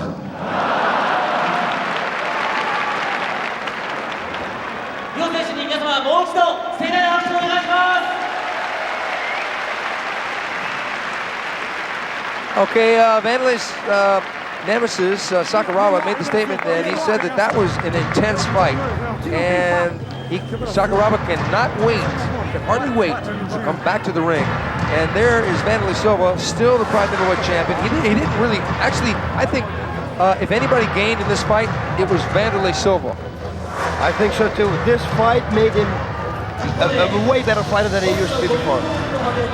Yeah, I think that because Mirko Krokop, everybody thought that, oh, he's just going to knock Wanderlei out because Sakuraba knocked Wanderlei down, but Mirko did not live up. And there's Antonio Inoki congratulating Wanderlei Silva.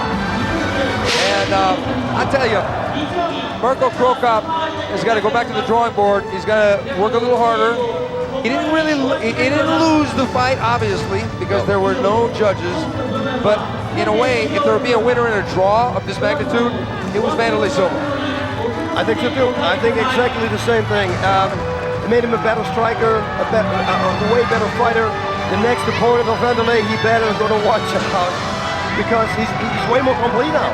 Scary. Yeah, he's complete because he faced Mirko Krokop, and that's the K1's like one-hit wonder that they wanted to bring into mixed martial arts that they thought were going to clean up, but probably not just yet. They still have to change the rules, but if they want to compete in mixed martial arts, if he wants to step in against guys his own weight, Mirko Krokop, like Nogueira, Keith Haring, Mark Coleman, Tom Erickson, these big guys, and they don't want to do the K1 rules, the Fight under Pride rules, they got to do a little more homework.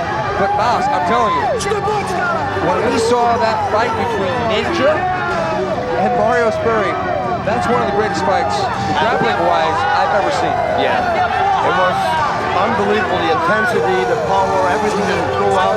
The first round and the second round, it was crazy. It's always with the Pride. Every time we think we got the best fight ever, and then bang, there is another show and we got more of those fights. It's crazy. Well, I'll tell you, Murilo Ninja Hua has put himself into a really interesting position. His stablemate, Wanderlei Silva, is a Pride Middleweight champion, and they're in the same weight division. But they've got all these other guys swarming around. We've got Quentin Jackson, we've got all those Brazilian top team guys. We've got Arona and Nogueira's brother, who is down at 205. You know, we really should have a tournament. I don't know. We got so many middleweights, good middleweights. A tournament here, who to pick? If it's an 8-man tournament, who are they going to pick as a middleweight to compete in that tournament? Which 8? Because they're all good. I'll tell you right now who they should pick. Okay. Alex Stevens, the Brazilian killer, and a lot of Brazilians are like a piece of him right now. All the Brazilian top team guys want to fight him. All the shootbox guys want to fight him. That's Alex Stevens. Winston Jackson, two guys from the U.S. They got no friendship. They can fight each other. They got Arona from the Brazilian top team. The Minotauro Nogueira. You've got Kikuta, who can factor in there. And you've got a whole bunch of other guys. Maybe we have a tournament, and the winner of the tournament, if as long as it's not Ninja, fight Wanderlei for the title. Sky is the limit. That's one thing that we know. And you know what the scary thing is here at the Pride Show? We can do it also with the heavyweight division, because we got the best heavyweights in the world too. What is it gonna be? Okay, now don't forget, June 30th, coming at you live on pay-per-view, the Pride Fighting Championships Demolition. Be there, folks. So on behalf of my broadcast partner, the guy with the cell phone, the guy with the sunglasses, Boss Rutan El Guapo. I'm Steven Quadros. I am the Fight Professor. It's been a pleasure. Domo arigato. Sayonara. Take care. Oh, bye-bye. I got you on that. You got me, but I got the last word this time. Okay, no, I do. I did. Okay. I did. Bye. Bye. Bye. Bye. Bye. Bye.